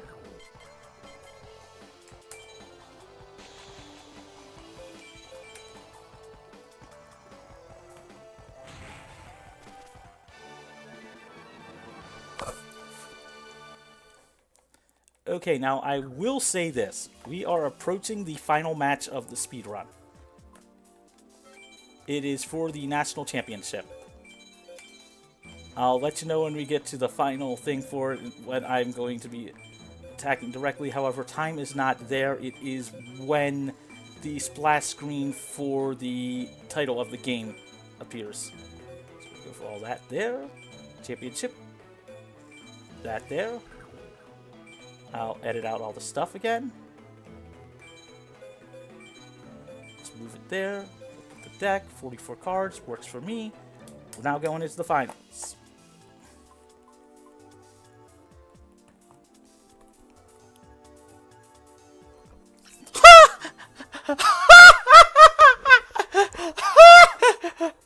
Oh my god. Rex! Oh my god. So I just got the weakest of all of our finals opponents. For those wrestling fans out there, can you say squash match? Also, fun fact, the way the game works out, our first tournament and our last tournament will actually be on the same ban list. So it's one of those cool details you don't really think about. Oh, I have reload? I'll reload. Thank you. Give me my card, please. 3, 4, 5. Mystic Tomato. Set Mystic Tomato. I'll throw Goblin Attack Force in face-up attack position. I'll say go. I'll let him destroy my Mystic Tomato because his highest attack is 1600. I'll take a couple points of damage. Doesn't matter. I will now pay 5,000 life points next turn. Again, this versus a lot of equipped cards. I mean, the double attacking monsters are great when you can get them, but since I know for a fact I don't have to worry about anything in the back row, aka spells or traps, I'm just going to do this. Copycat. Second monster destroy. That there. Activate. Pay 5,000 life points again. Summon Blue Eyes Ultimate Dragon. The card Kaiba himself is literally in love with.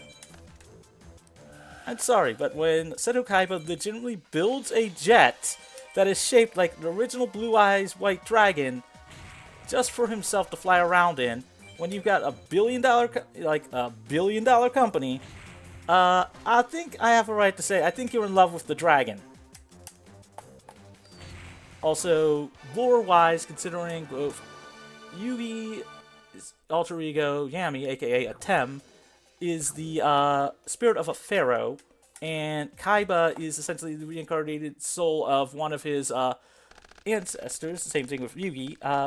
You sort of have that push and pull of, well, as the thing says in the beginning, 5,000 years ago, yada yada yada type moment.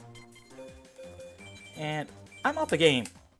Sorry, Rex. No, I'm up a game. I could actually get to it within a turn or two, but I'm up a game. And honestly, you're not getting the sub thing that I'd like, but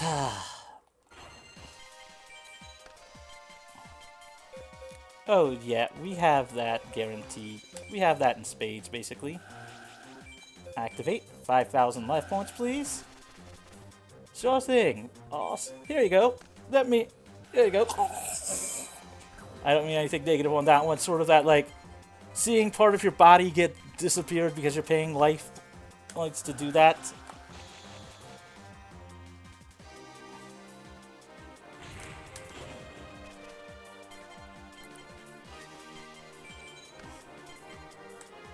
Yes, I will use this. Okay, offerings to the doomed. The Spear Dragon will work for the summoning and attack position. Follow up, play.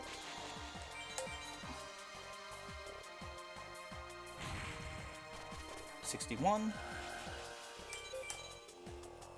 Okay. Also, I will point out we are on the final game of the run. So time is coming up.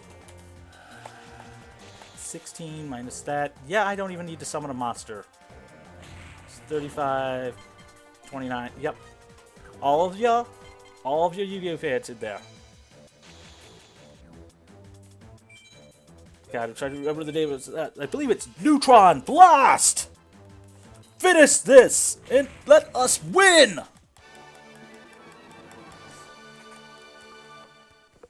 Timing is going to be in a few seconds. Lol, I came back exactly right. Oh, hey, considering that, I'll be honest with you. By the way, time. I made up a lot of time from that one at the end game. And on average, this is why I say an on average of 3 hours-ish, give or take nowadays. Because I could have, you know, my actual offline PB is 7 minutes faster than my world record that I just submitted of a 247. So that should tell you just something on that one there. In my sum of best, I mean, this run actually can go to a sub, you know, like around like a 230th, give or take, realistically. But also, fun fact, the cards in the background are your actual deck. Ooh, not bad. Technically, until my world record gets verified, this is technically faster than the current world record set by myself. So, not bad. Yep, so final time, 2 hours, 50 minutes and 47 seconds. We're now ahead of schedule again. Oh, hey! Yay! I told you! Finally! We made the time up. We've I made told it you. back. We've clawed back the time that we lost. Thank you for that, Mageius. That was That's the thing brilliant. about this run. Like, if...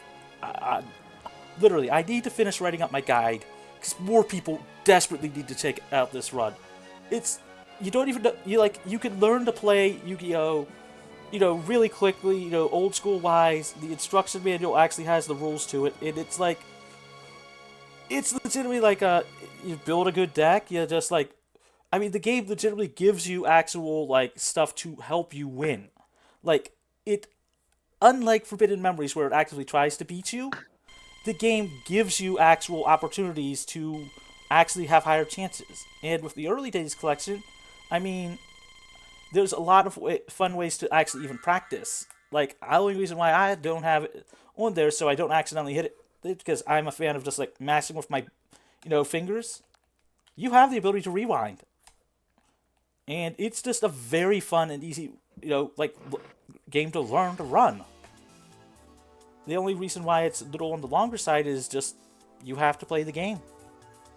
And eventually, it's just like, you can just, unlike what you would love to do for something like Forbidden Memories, you can just throw money at the problem. Well, thank you very much for the run.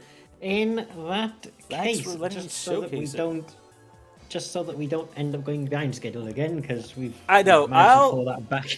Yeah, like, as I said, this would help you get the time back. Indeed. I always find that with like longer runs as well, is like obviously a lot of like we've had runs before at InstaSpeedathon that have been scheduled to take longer than 3 hours, and they tend to help with bringing back the schedule into some kind of, you know, it helps us bring if we're behind schedule, we tend to get back ahead of schedule with a 3 hour run. So it's like, always for handy. me, it's just like, I have to give it an average. Like, you know, like, it's an average. Had I gotten, like, not, you know, screwed over with some of the stuff, you were looking at, like, could have been a 245 to a 240. So it's just like, Yeah. on average, I mean, I gotta play the cards. They gotta, you know, harder the cards type thing. And it's very marathon consistent because of being able to rewind if you absolutely need to. Although for a proper run, you can't use that or save state or the actual save option, but, now to learn it, it's pretty easy. And with what I've found recently for it, it's just like, okay, you don't have to deal with the passing by save screens on that one. They're making it feel better. And the only really problematic part is RNG early for who your first opponent is. Because after that, you can know exactly what's in your who your opponent order is and exactly what cards on average you will see that the game will copy and improve to a deck list for them. You know, so you can manipulate a lot of things really simply and just makes it a lot faster for a run. But I'm glad you all enjoyed it. It was a very enjoyable thing to watch, and it was a great thing to put into the schedule. Give me a little bit of time just to sort of sort out a few things on my end as well. In any case, I'll let you before go so you can leave- get to the next Hang run. on. Wait a minute before you go. Yep. Let me finish first. In any case, thank you, Mageius, for the run. Don't forget, everybody, we are, of course, doing this as a charity event for everyone can. If you would like to donate, be sure to type !donate in the chat if you're on Twitch. The link also gets posted periodically, and there is also a link in the description on YouTube, and there's also a link in the panels on Twitch as well, and there's obviously the QR code that cycles around every now and again. If you want to scan that on your phone, that'll take you to the donation page where you can donate. The total so far is £9. We have donated £10 towards the incentive Little Gator game. Sorry, that's with the big snaps, isn't it? So if you want to suggest a name for the gator, Shotter's Run is not far away now. I think it's only a few runs away now. So be sure to get those donations in for that incentive, and be sure to suggest a name for the gator in the donation message as well. Keep it PG, otherwise it will be ignored. But yes, so keep those donations coming in. We would like to have a nice donation total to send over to everyone can at the end of the event. Usual caveat apply, or usual terms and conditions apply of there is a 10% donation fee that gets taken off the donation when you donate, which goes to cover things like running costs of these InstaSpeedathon events. But the total you see on screen is the total we will eventually donate to everyone can, and that currently stands at £9, but if we can get that even higher, that'll be absolutely great. In any case, thank you, Mageius, for the run. Have you got any final brief words you'd like to say before we finish? Yeah, Or have you said everything you want to say? I will be trying to run this a tiny bit here and there, but I've got a few other things to do, but I will be coming back to the run. If you'd like to follow me on Twitch, twitch.tv/Mageius1. But, I hope, the rest of the event goes well on that one, and thanks again for letting me to show this. I mean, it's fun. It's one of those games, first time people getting to see this run, and it's very entertaining. If you're a fan of, just, chilling people and just chatting and just, talking with things, it just all works out. And I'll let you go so you can actually get forward. Right then, well, thank you very much for the run, and we'll see you again next time. Thank you again for having me. Bye.